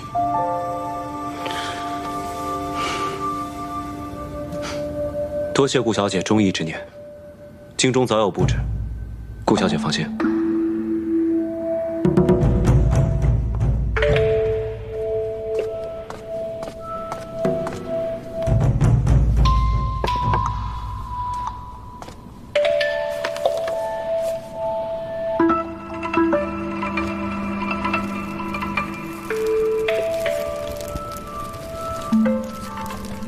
锦娘，你说这封信是放在桌子上，并不知是谁送来的。娘娘，会不会是大都督设下的圈套？不像是。这封信尽是阴郁，每一个字都不露其意。可是我也却明白他信中所求何事。我觉得李逆他是想同我联手的。想必他已经策谋良久，终于有把握去救出梁王。娘娘，那咱们自然得帮他，按照信中所说，将兰花搬到窗口之下。是。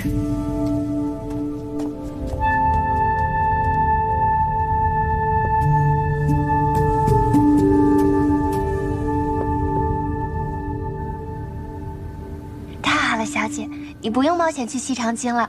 皇孙自然也有办法救出梁王殿下。皇孙虽未曾与我明言是何计策，但经此一事，我已经成了他信任之人。那小姐是打算？皇孙与那崔家军中何校尉往来颇多，似有情谊。幸好崔家军已经折返瀛州，日后相隔万里。我若是他信任之人，自然有办法使他与那何校尉渐渐疏远。如果小姐能嫁给皇孙，那可就太好了，府中就再也没人敢轻视小姐了。此时言辞尚早，不知道皇孙这次能不能救出梁王殿下？其实，能不能救出梁王殿下，对于皇孙而言，都是百利而无一害的。小姐，我不明白。如果能救出梁王殿下，那自然是皆大欢喜。皇孙日后用兵肆无忌惮。如果不能救出梁王殿下，孙贼若是杀了梁王，皇孙悲痛之余，其实也不必再投鼠忌器。哪怕朝野间对此有所议论，只要皇孙兵权在握，他日又有谁敢怪罪皇孙呢？皇孙既然喜欢聪明人，那么在他面前，我也就不必藏拙了。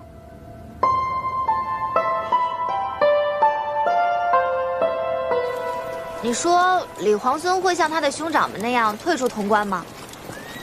你猜呢？仗要是打败了，还能东山再起；可人心要是丢了，就很难捡回来了。他的哥哥们都要退出洛阳了，皇孙要是不为所动，那就是千夫所指。我猜他会退。李逆素来会谋算，他早有救出梁王之意。孙敬对梁王看守必严，要救出梁王谈何容易啊！所以确实要好好想想办法，而且要天时地利人和。不过我看这李皇孙，怕是已经要凑好天时地利人和了。天时地利人和，如何才算得上是天时地利人和？桃子，你记不记得，你曾经配过一种药？何校尉，撤！校尉，校尉！校尉，营州传来急报，公子请您回去议事。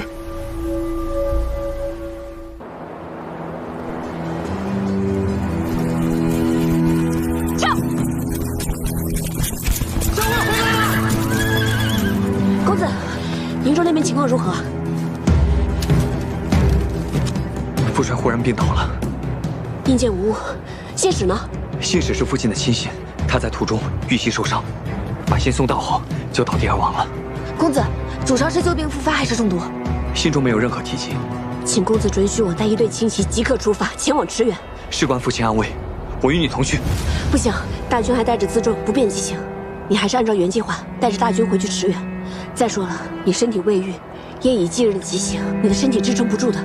阿莹，我心意已决，你我一同带队轻骑先行驰援，无需争辩了。好。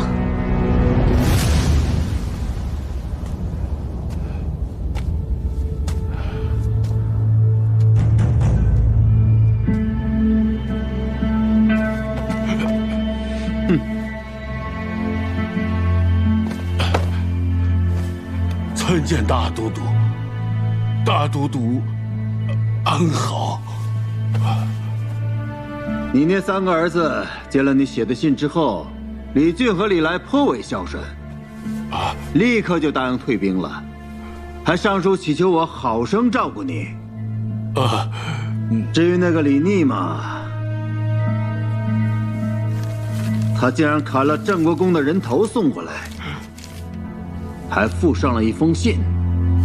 哼！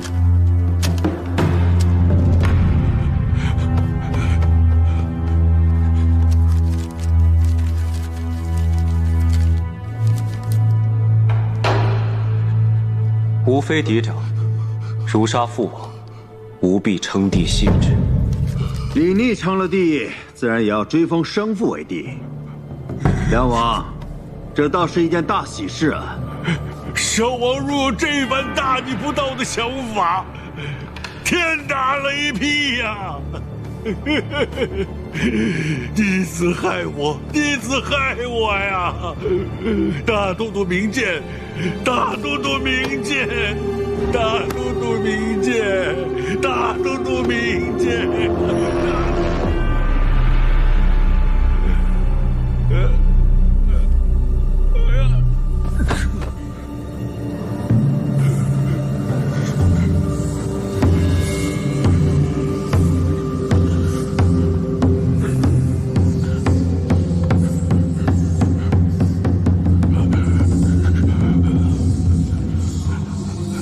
把太医叫过来，看看怎么回事。是。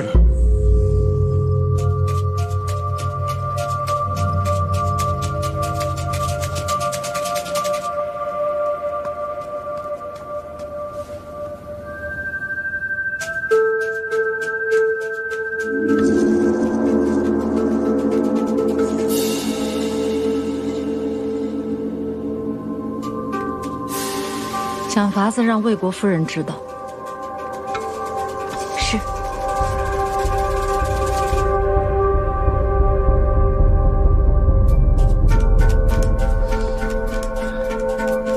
大都督，梁王素来体弱，又有心悸之症，适才急怒攻心，有卒中之兆。恐怕此病危殆呀。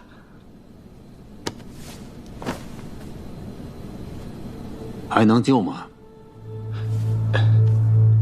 臣并无把握。抬下去吧。哼。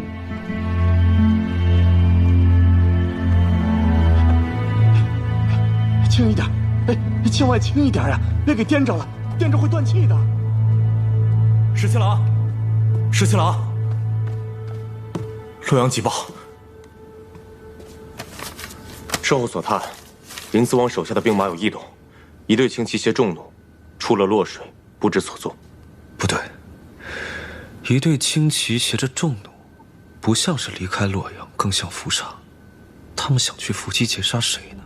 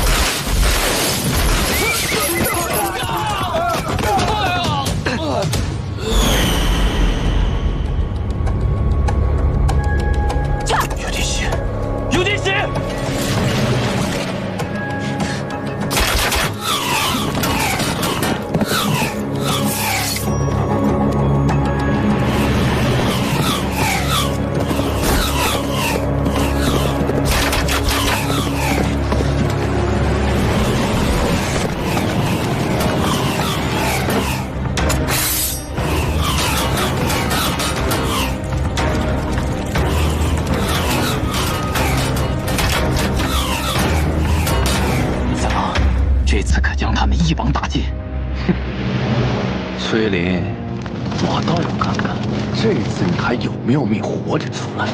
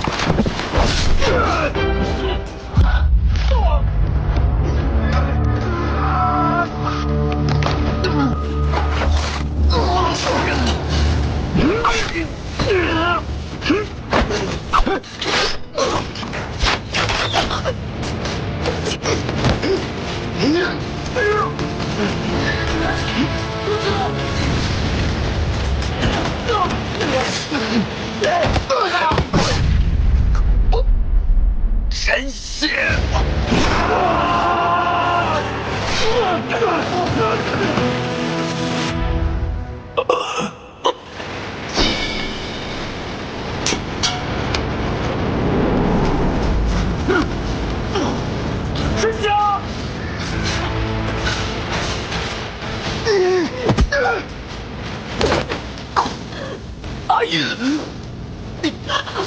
公子，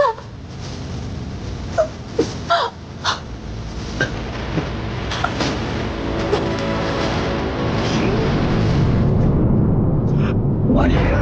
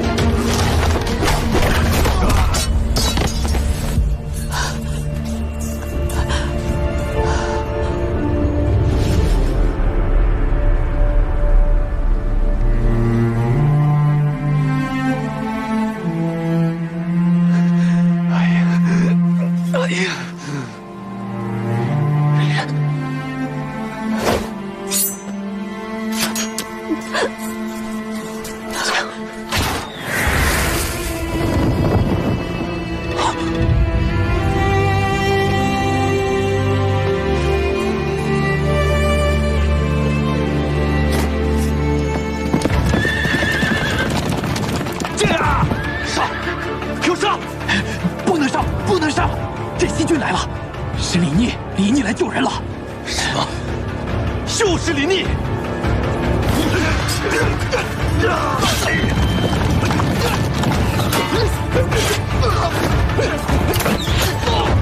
公子，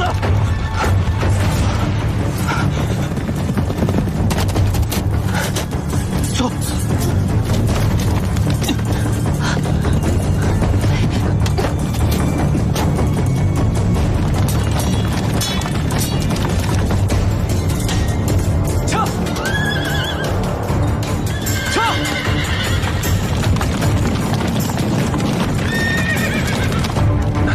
眼睁睁地看着崔林和何氏逃掉，镇西军可不是好招惹的。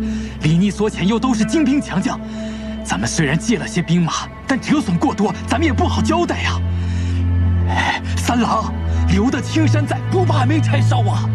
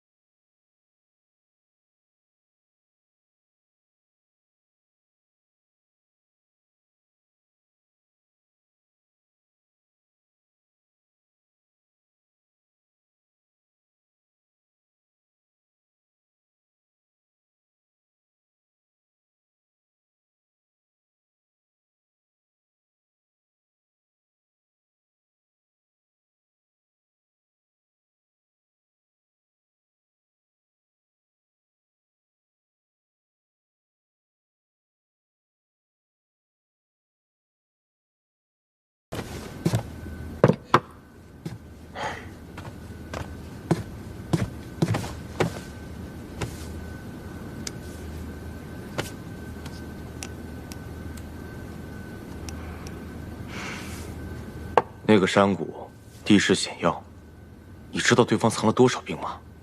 再说了，对方还带着重弩，你能全身而退，已经是上天对你最大的眷顾了。石七郎，君子不立于危墙之下。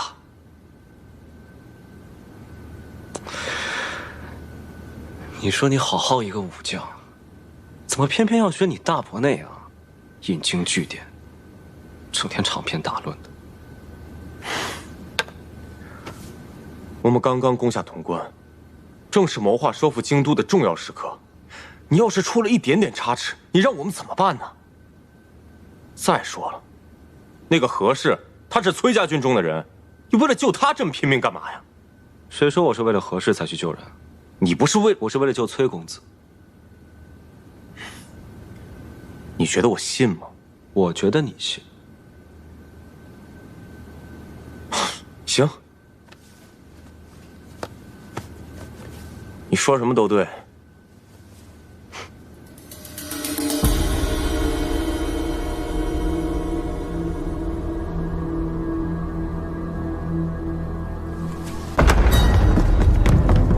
你们不是你们谁呀？李逆竟敢杀了我弟弟！他怎么敢杀了我弟弟？我现在就杀了你，给我弟弟偿命！夫人，你儿子竟然敢杀了我弟弟！我现在就杀了你！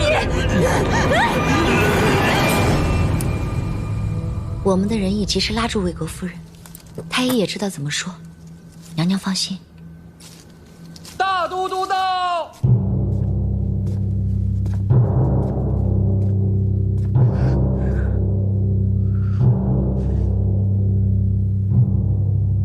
请大都督恕臣无能，梁王惊惧过甚，脉搏本已十分微弱，更兼适才又因夫人之怒窒息良久，这心胆之气已散，药石罔效，已经过世了。我要砍了他的脑袋，给他儿子送去，让他儿子也尝尝什么叫锥心之痛。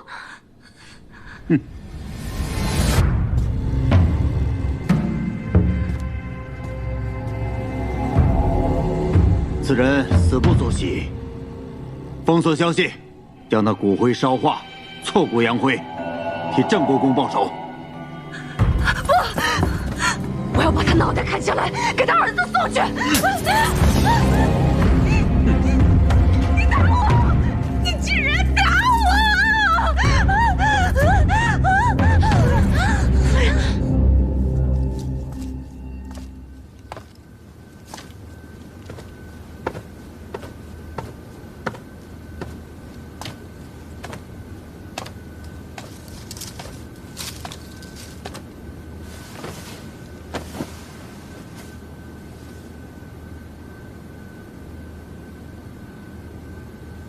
怎么了？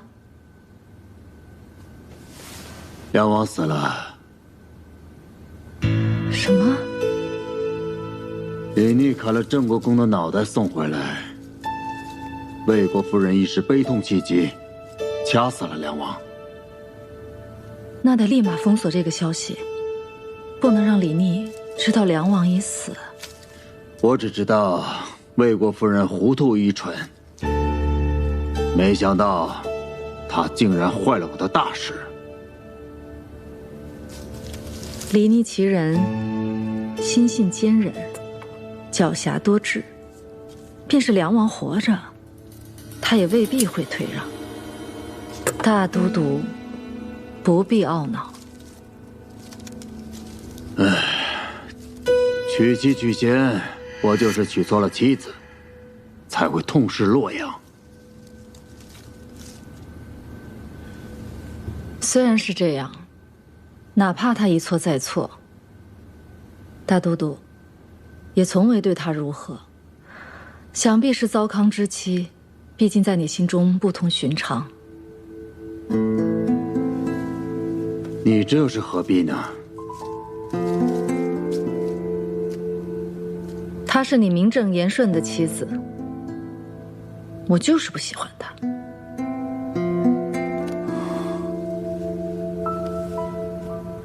你明知道在我心里，我的妻子只有你。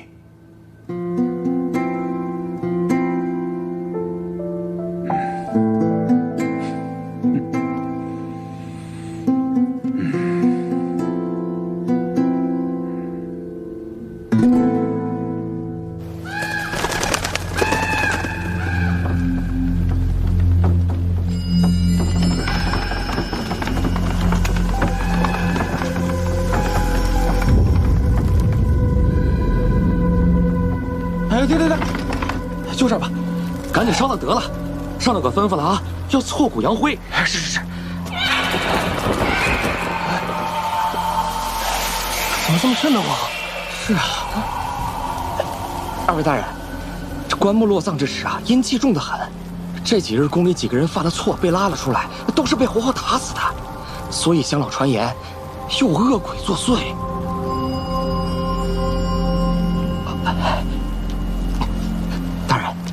今天死的这个人啊，衣着华丽，身上有好几种绸衣，还有那靴子，一看就非常有钱。您看看这，玉器烧掉，还不如卖给我们当钱呢。你们连死人的财都敢发，怪不得总有人使银子，烧香的脑袋想领这份差事。行吧，你们手脚麻利点啊。好嘞，上头说了，得让我们亲眼看到他烧成灰才行。二位请。快换，快换！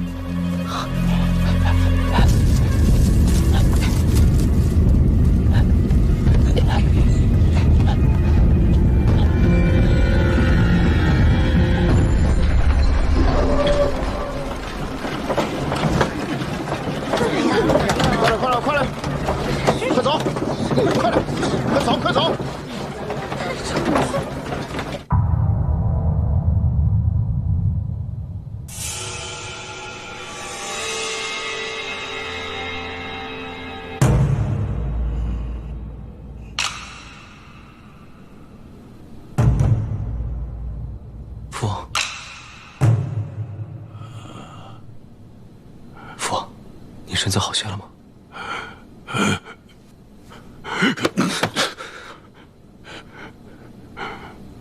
吾非嫡长，如杀父王，吾必称帝谢之。这是你写的吧？啊，是。父，不孝子，你这个不孝子！你这属实要害死为父啊！孙大都督如此凶狠，你还想当皇上？你这是要害死我！父王，那不过是为了激怒孙敬的权宜之计，为的就是要救出父王您。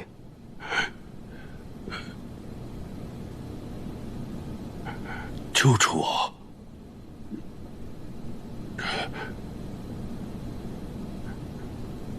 这是哪儿？这是潼关。自从孙敬叛乱之后，父王一直被扣在京中为止。我便一直谋划如何将父王救出。此前，通过崔家军在宫中的人手，在暗中布置，只等见机行事。好一个见机行事！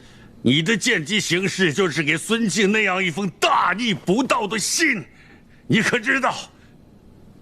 若是孙敬一动念，我就身首异处了。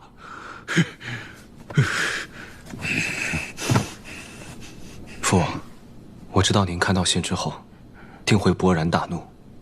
您向来身体不好，时常头昏，我想一气之下，您必然会昏倒。我命人用假死的药物，让父王假死骗过孙敬。等到入殓时，再李代桃僵，将父王救出。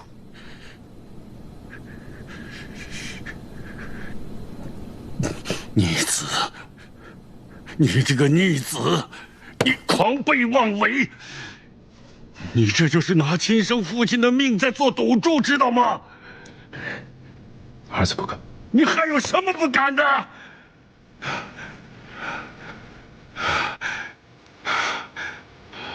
我看着你就生气。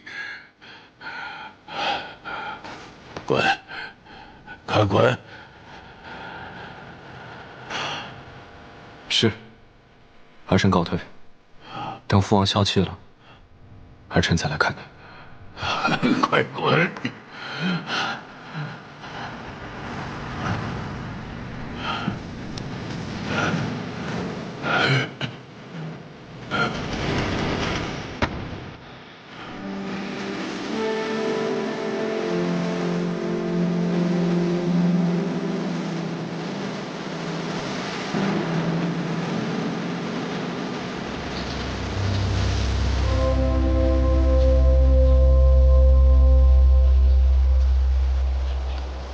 见过将军。听说迎回了梁王殿下，我便炖了一盅松蘑鸡汤，把油撇了去，再清淡不过。想着梁王殿下历经艰险，身心俱疲，用一些清淡养神的饮食，也可修培元气。皇孙不知道，我们小姐亲自守着小炉子，炖了好几个时辰呢。秋翠，多嘴。顾小姐费心了。将军这是哪里的话？将军是要办大事的人，忙于军务。婉娘身无一技之长，又是柔弱女流，在军中添了不少麻烦。既然迎回了梁王殿下，请将军允许婉娘来照顾梁王殿下的衣食吧。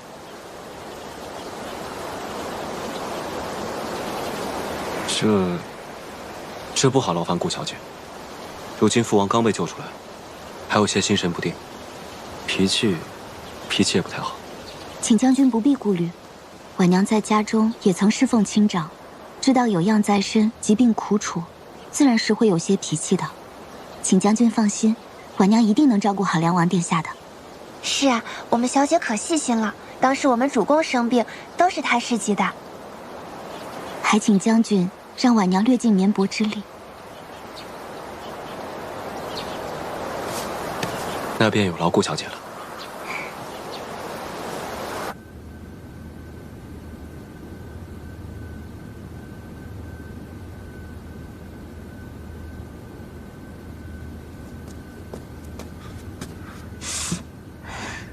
桃子姑娘，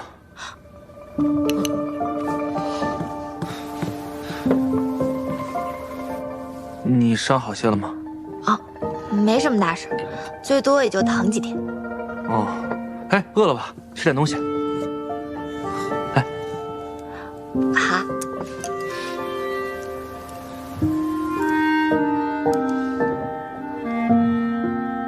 怎么了？面不好吃吗？汤面哪有猪耳朵好吃吗？你傻乐什么？没什么，没什么。面快凉了，你快吃吧。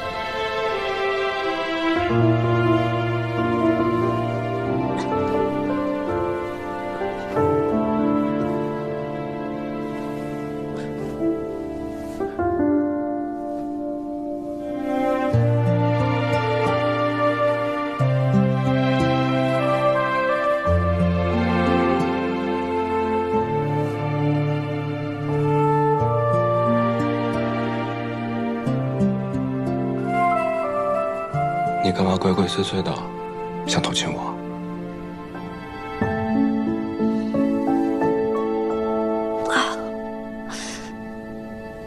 你有什么值得我偷亲的？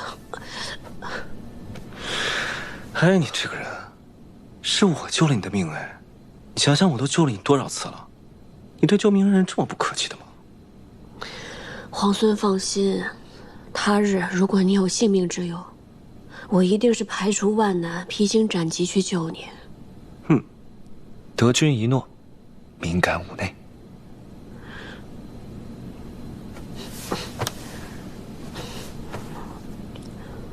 你是怎么知道有人要伏击我们的？我得知洛阳派出了一队轻骑兵，这队轻骑手持重弩，明显是要伏击截杀。我思来想去，忽然想到你们崔家军那个崔离，他曾经找裴元商量过，要伏击崔公子。我想那个崔离未必不会跟其他人联手，对崔公子下手。对，崔离，肯定是他。也不知道他用了什么法子，竟然能让洛阳的人借兵给他。崔离既然要杀崔公子，那必然得找一个人栽赃陷害，只为凶手。我近在潼关，又是镇西军主帅，不就是最好的人选？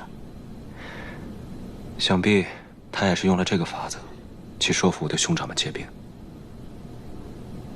你的兄长，他们竟会如此行事？他们糊涂愚蠢，自然容易被人利用。这世间事不外如是。崔离不也就是你们家公子的堂兄吗？不也一样兄弟戏强？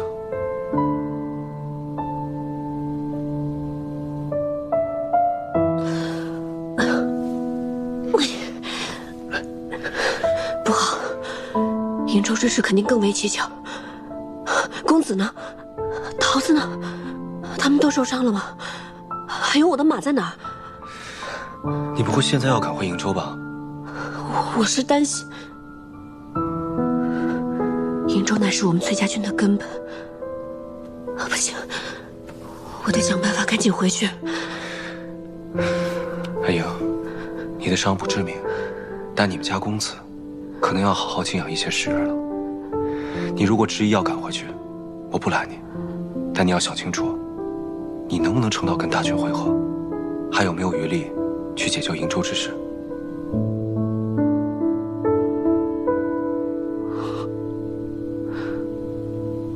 别着急，事已至此，不如我们想想，还有没有别的办法？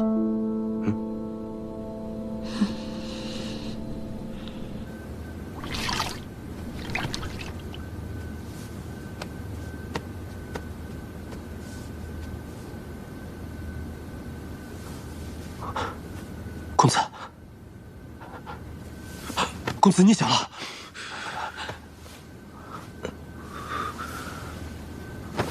阿莹呢？公子放心，校尉没事，只是受了些轻伤，不碍事的。那就好。阿醒呢？阿醒呢？公子，阿醒去了。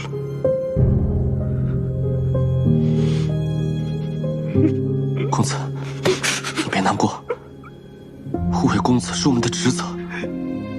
但是现在，阿醒不在了，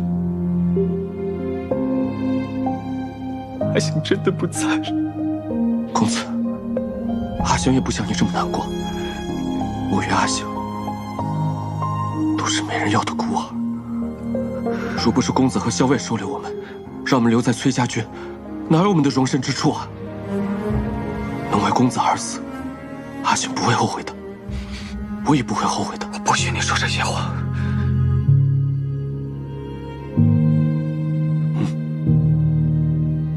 这是在什么地方？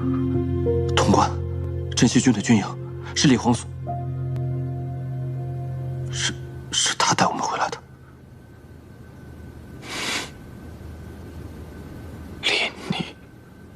公子，你先好好休养吧。刚才桃子给公子号过脉，镇西军里的医士也给公子看过了，都说公子伤势不轻，得好好静养。我不能待在这里。公子，事急从权，咱们得先养好了身体再做计较。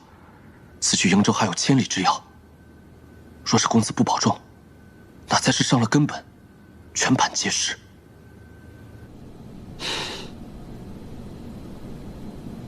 还有一事，陈醒，还有那些战死的崔家军将士们，劳烦皇孙派人助我为他们收敛安葬。你放心吧，在你昏迷的时候，我已经派人收敛了战死的崔家军将士。我知道陈醒是你们公子的贴身亲卫，我命人给他立了碑。等你们崔公子康复了，再亲自去祭奠。阿英，节哀顺变。谢谢。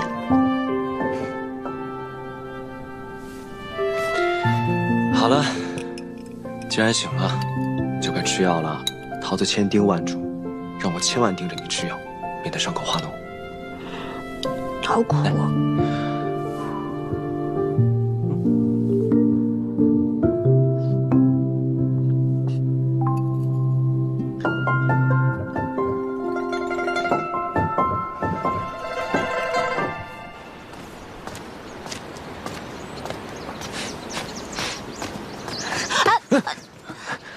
哎，桃子姑娘，我正想去找你呢。这么巧，我也正想去找你呢。你找我什么事儿？哦，这个是我给你找的上好止疼药，你把它涂在伤口上，这样你伤口就不会疼了。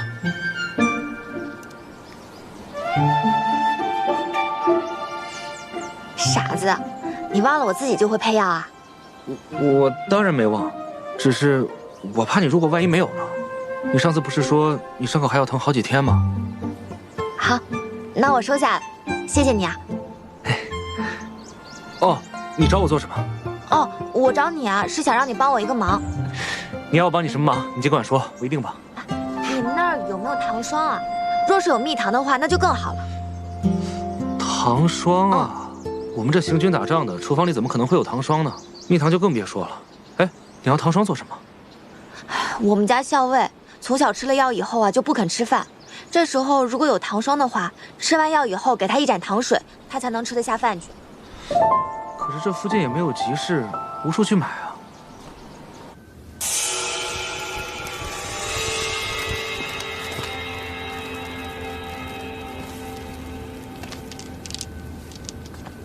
梁王已经平安到潼关了，指望太孙也能够逢凶化吉，遇难成祥。娘娘放心，太孙定能安然无恙。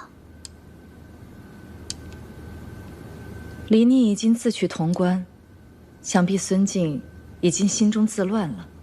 你看，他今日已经下令征粮，让城中的百姓每家都囤足够3月所食的粮食。看来孙敬已经做好了被围城的准备了。那17皇孙会率军围城吗？西长京城池坚固，守易攻难，李逆8成不会强攻。真希望。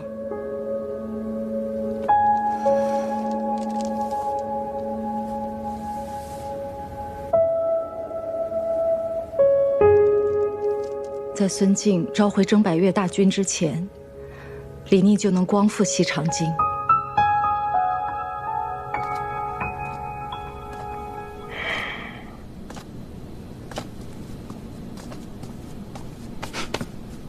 哎，你做什么去了？连午饭都没用。我刚去山上转了转。石七郎，你现在是镇西军的主帅，你做任何事情都不能再任意妄为了。就像这次，你不顾危险去救那个何氏，何氏狡诈多智，对崔林又是忠心耿耿，这种人迟早会成为我们的心腹大患的。我倒觉得，他对崔乙更为忠诚。你有没有觉得他跟崔公子之间十分古怪？有什么古怪的？那个何氏效忠崔林，还是效忠崔乙，都是一样的，父子本来就是一体嘛。有些话我是不当讲的，但是如果我都不和你说的话，就没人和你说了。色令之婚，非君子所为。你误会了，不是你想的那样。石七郎，你看我都准备好了。回头跟你说。啊？你们去哪儿啊？不告诉你。啊！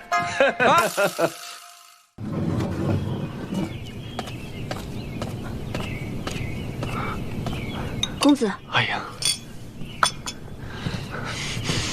慢点。哎呀，你的伤势如何了？公子放心，我没事，只是皮外伤而已。倒是你，伤势颇重。来，先把药喝了，快喝。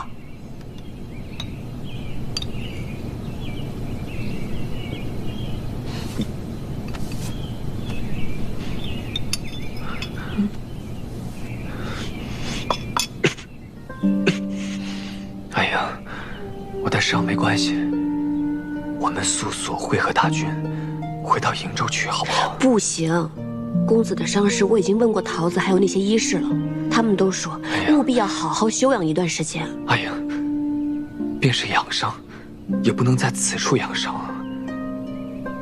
你看，这是镇西军所在，李逆又扣留了你我怕他早有谋算。现在瀛州的情况十分危急，你知道的。镇西军自取洛阳，便已手握大半山河。他又对我们崔家军有隙，我怕他。镇西军不会如此行事的。你是觉得镇西军不会如此，还是觉得李逆不会如此？孙敬未除，镇西军又是秦王之师，无论如何，镇西军也不会对我们崔家军如此行事啊。孙敬已危入累卵了，东都已失，潼关已破，他的10万大军又在南征百越。李逆若剑指西长京，孙敬他除了固守别无他法，他现在唯有进军而已。李逆若攻下西长京，到那时候，便是要取你我之首级，去胁迫父亲，胁迫崔家军。公子多虑了。莫说西长京现在是固若金汤，即便是有一天李逆攻下了西长京，他也不会对我们崔家军如何的。你这是被李逆下了迷魂汤！你难道要是崔家军的安危、父亲的安危不顾，如此一意孤行，要去轻信一个口齿轻薄的小人吗？公子，我是就事论事。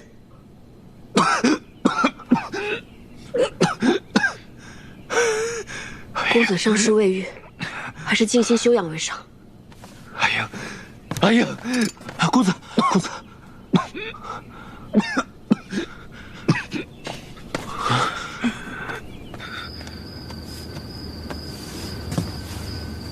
小伟，虽然这秘制的伤药极佳，但你这伤口还是得留意，千万要忌口，不然你会留疤的。好了，我知道了。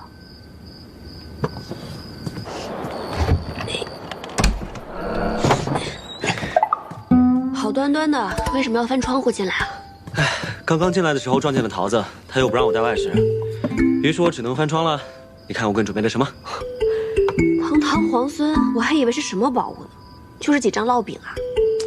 其实呢，还有一碗肉想让你卷饼吃，不过我刚才在窗外听见桃子说你要忌口，不能吃荤腥，于是我就把肉吃了。你呢，就凑合凑合吃个饼吧。这饼有什么稀奇的，还值得皇孙巴巴拿来？稀奇嘛，倒也没有，只不过知道你食欲不佳，特地为你烙的。既然吃不了肉，那就蘸点蜂蜜吃吧。这可难得了，这是哪来的蜂蜜啊？下午啊，我在山边岩石下发现了一个蜂巢，于是我就跟老鲍去把它给摘了。这碗蜂蜜啊，够你吃好些天了。你养伤要吃药，吃药苦的话，你就就着蜂蜜一起喝吧。嗯。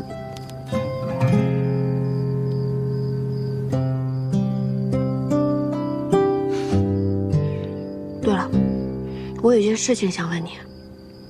什么事啊？我一定知无不言，言无不尽。皇孙打算如何收复西长京？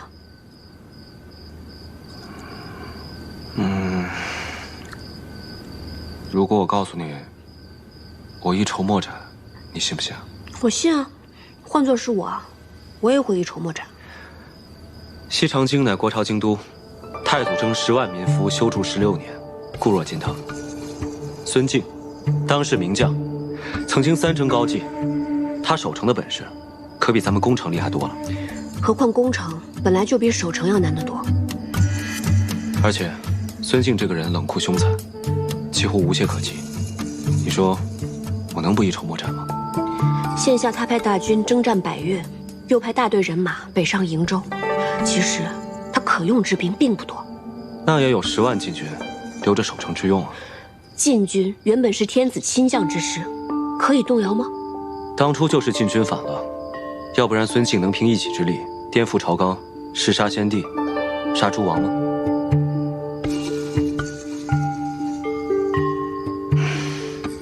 困而为之呢？困而为之，困而为之，此乃下下之计。眼下孙敬又在屯粮，以作围城之备。西长京这种城池，哪怕围上个1年半载，也不见得一定能够破城。彼时孙敬肯定已经召回征百越的大军，来个前后夹击。到时候就算我们联手，也未必能胜此一举。如果我有一个计策可以破城，那皇孙愿不愿意答应我一件事呢？你愿意留下与我共破西长京？哼，你是想围魏救赵，以解瀛州之困是吧？如果能破西长京，或是逼得孙敬把围困在瀛州的兵马调回，那瀛州之围自解。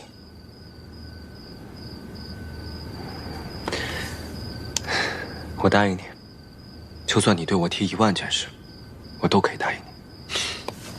皇孙还真是唯见眼前之列。要是我不能破城，那你就什么都不能答应我了？那倒也不是，你若不能破城，我可以答应你9999件事，但你却要答应我1件事。什么事啊？现在还没有想好，等我想好了，你再答应我也不迟。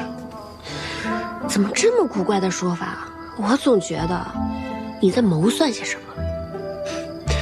你放心，我不会让何校为你为难的。那我这件事也不会让你为难。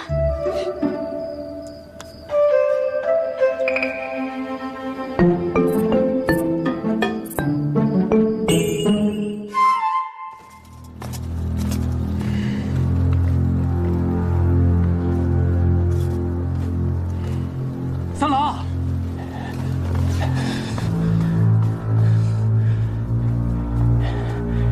事后探到了，崔林与何氏被李逆所救之后，正在潼关休养。好不容易伪造了伯父病倒的密函，还将崔林、何氏2人骗出中军，想一举击杀。谁知道冒出来个李逆，现在2人龟缩于潼关，我们是一点办法也没有。好你个李逆，就管好事！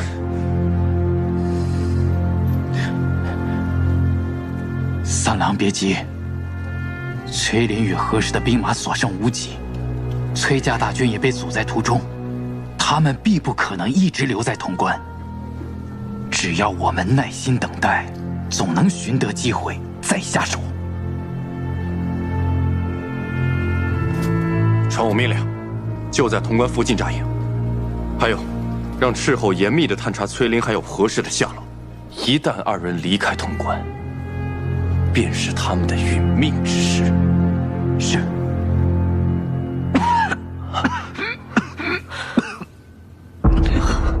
公子，公子，公子，你倒不如哪怕他把我杀了。你听我说，如果能和镇西军一起携手破城，那瀛州之围立时便解啊！镇西军不可轻信，况且西长京，一旦有人知晓你的身份，那是何等凶险的事！公子，孙敬他素为当世奸雄，但他孤傲自大，他绝想不到我和李逆敢独自潜入西长京的。那也不可，万一……如果西长京事起，那瀛州之围必解；如果这是一局真龙，那这一步棋才是棋眼。你什么都别说了，我不会让你去的。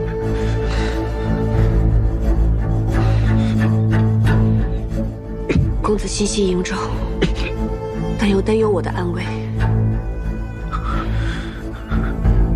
可我居意已决。公子你放心，就算誓不协议，我也定能安然而返。阿英，我出言恳求，能不能不要走？公子，阿英，我实在是担忧你。你若是失陷在西长京，你要我怎么进副帅？你若是真的失陷在西长京，我万死莫赎。公子，我意已决。阿寿，照顾好公子。阿英，公子，你不如拿把刀，现在就把我给杀了，让我眼不见为净。倒也不至于。好好，你刚才是告诉我，你打算和何氏一起乔装打扮，潜入西长京，谋取夺城之事。对啊，对呀，你还和我对呀？行，我现在就去找绳子，把我自己给绑了。我也不用父亲来问我，我自己向那老人家负荆请罪去。我现在就去。不对，我应该把你给绑起来，接送回镇西军的后营去。到了父亲那里，你就算是要翻天，也不关我的事了。裴大将军的后营距此千里之遥，只要你不说，他就不会知道。着什么急啊？石七郎，你自己好好想想，你现在是镇西军的主帅，你和何氏两个人赤手空拳就要去闯西长京，要是被孙敬的人发现了呢，那就是狼入虎口，你有去无回的。谁说只有我跟他两个人？我还打算带上老鲍，还有长耳。谁说我们赤手空拳？我们必然会携带兵刃啊！你别给我讲这些，反正我不准许你去。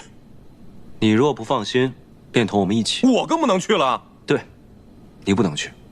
潼关这里需要你守着，你就在这待着，等我好消息。哎，行。潜入西长京之后，你有何谋划？作何打算？没有谋划，见机行事。什么？骗你的！你放心，肯定有谋划。就算出了事，我也会找机会脱身。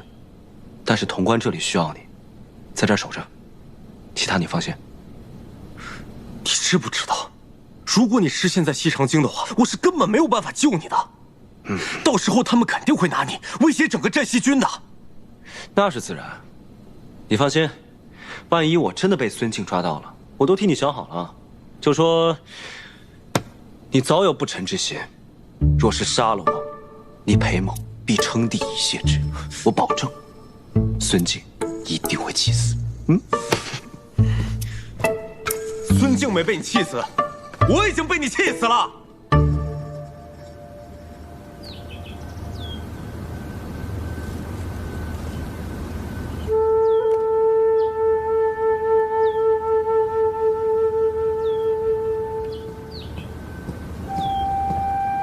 小姐，皇孙殿下来了。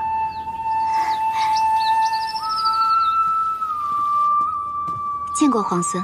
顾小姐客气了。秀翠，快倒茶。顾小姐，此番前来有一件事情想要拜托顾小姐。皇孙客气了，如有所命，无所不从。顾相身在京中，我想请顾小姐赐我一信物，我想遣人入京。与顾相商谈收复西长京里应外合之事，若无信物，恐怕难以取信顾相。皇孙既要遣人入京，想必是心腹之人。既然如此，也不需什么信物了。婉娘愿亲身前往。不可，去见顾相已是无奈之举，不能再让顾小姐涉险。皇孙匡扶天下，如今收复西长京，匹夫有责。婉娘虽为一介女流，也愿为天下大业略尽绵薄之力。家父忠于国朝，苦孙贼久矣。不论皇孙有何谋划，家父定会倾力相助。潜入西长京，一旦被识破，便会危险重重。皇孙想必会让谢大哥、鲍大哥诸人入京，他们都是久经沙场、机智勇猛之人。婉娘扮作家眷，料来无妨。便是万一出了纰漏，婉娘定会自裁，绝不连累众人。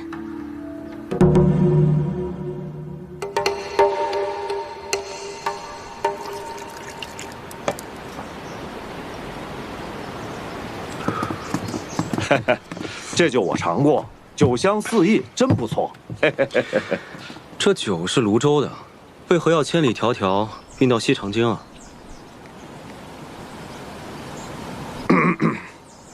我家主任在京中有一酒肆，这2年生意不好，主任年纪大了，被命邵主任亲自押酒到京中来，顺便往酒肆盘账。我家邵夫人梁家园在京中，此番跟着到京中来，回娘家探望长辈。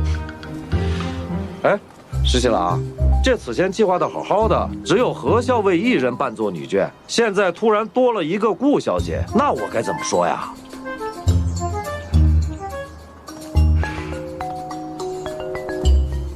只能说是我妹妹了。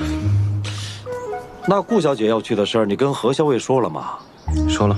那顾小姐要扮作你妹妹的事儿，你也跟何校尉说了？说了。那何校尉没说点别的？他倒是说扮作他妹妹也可以，只不过我觉得扮成谁的妹妹不都一样吗？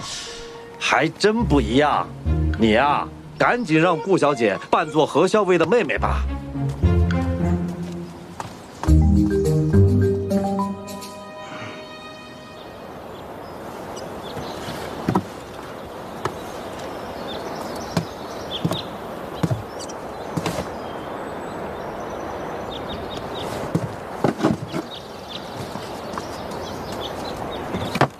何校尉，你也去？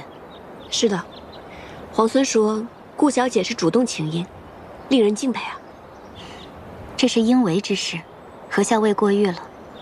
你我扮作姐妹，路上不用多虑，见机行事便可。准备出发了。皇孙也同我们一起坐车吗？不用了，我骑马，劳烦2位坐车了。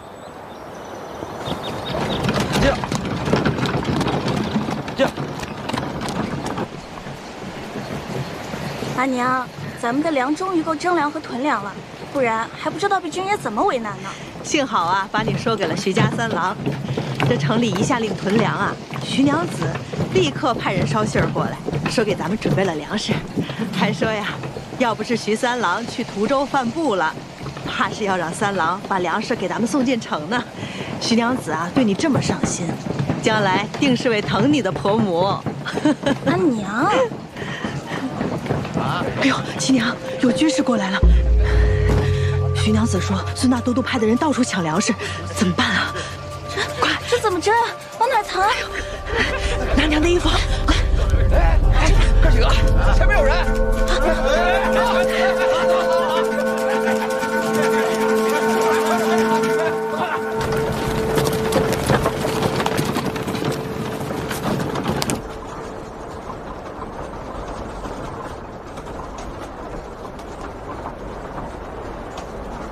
顾小姐想问什么就问吧。你袖中剑上淬了毒吗？有毒，但也有解药。婉娘只是好奇，何校尉身为女郎，在军中自然有诸多不便，可是英气勃勃、从容洒脱，是如何做到的？一个人本身是什么样子，遮掩是遮掩不住的。我本来就是这般样子，不加掩饰，自然也就洒脱了。世上诸般有所求，自然也会为之所困。顾小姐是个聪明人，肯定也是明白的。谢何校尉指点。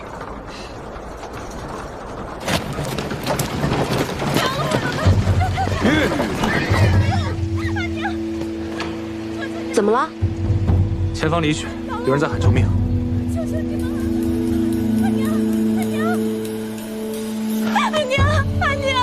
阿娘，你醒一醒！阿娘，臭娘们儿！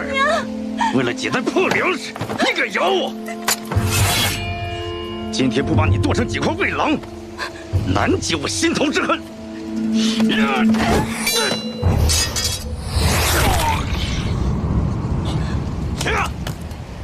嘿，你爷爷我在这呢！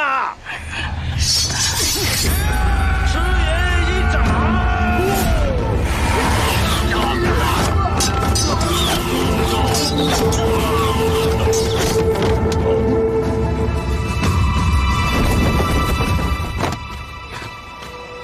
阿娘，你醒！原来是孙晋的手下，怪不得这么凶残，不是抢劫就是杀人。哼！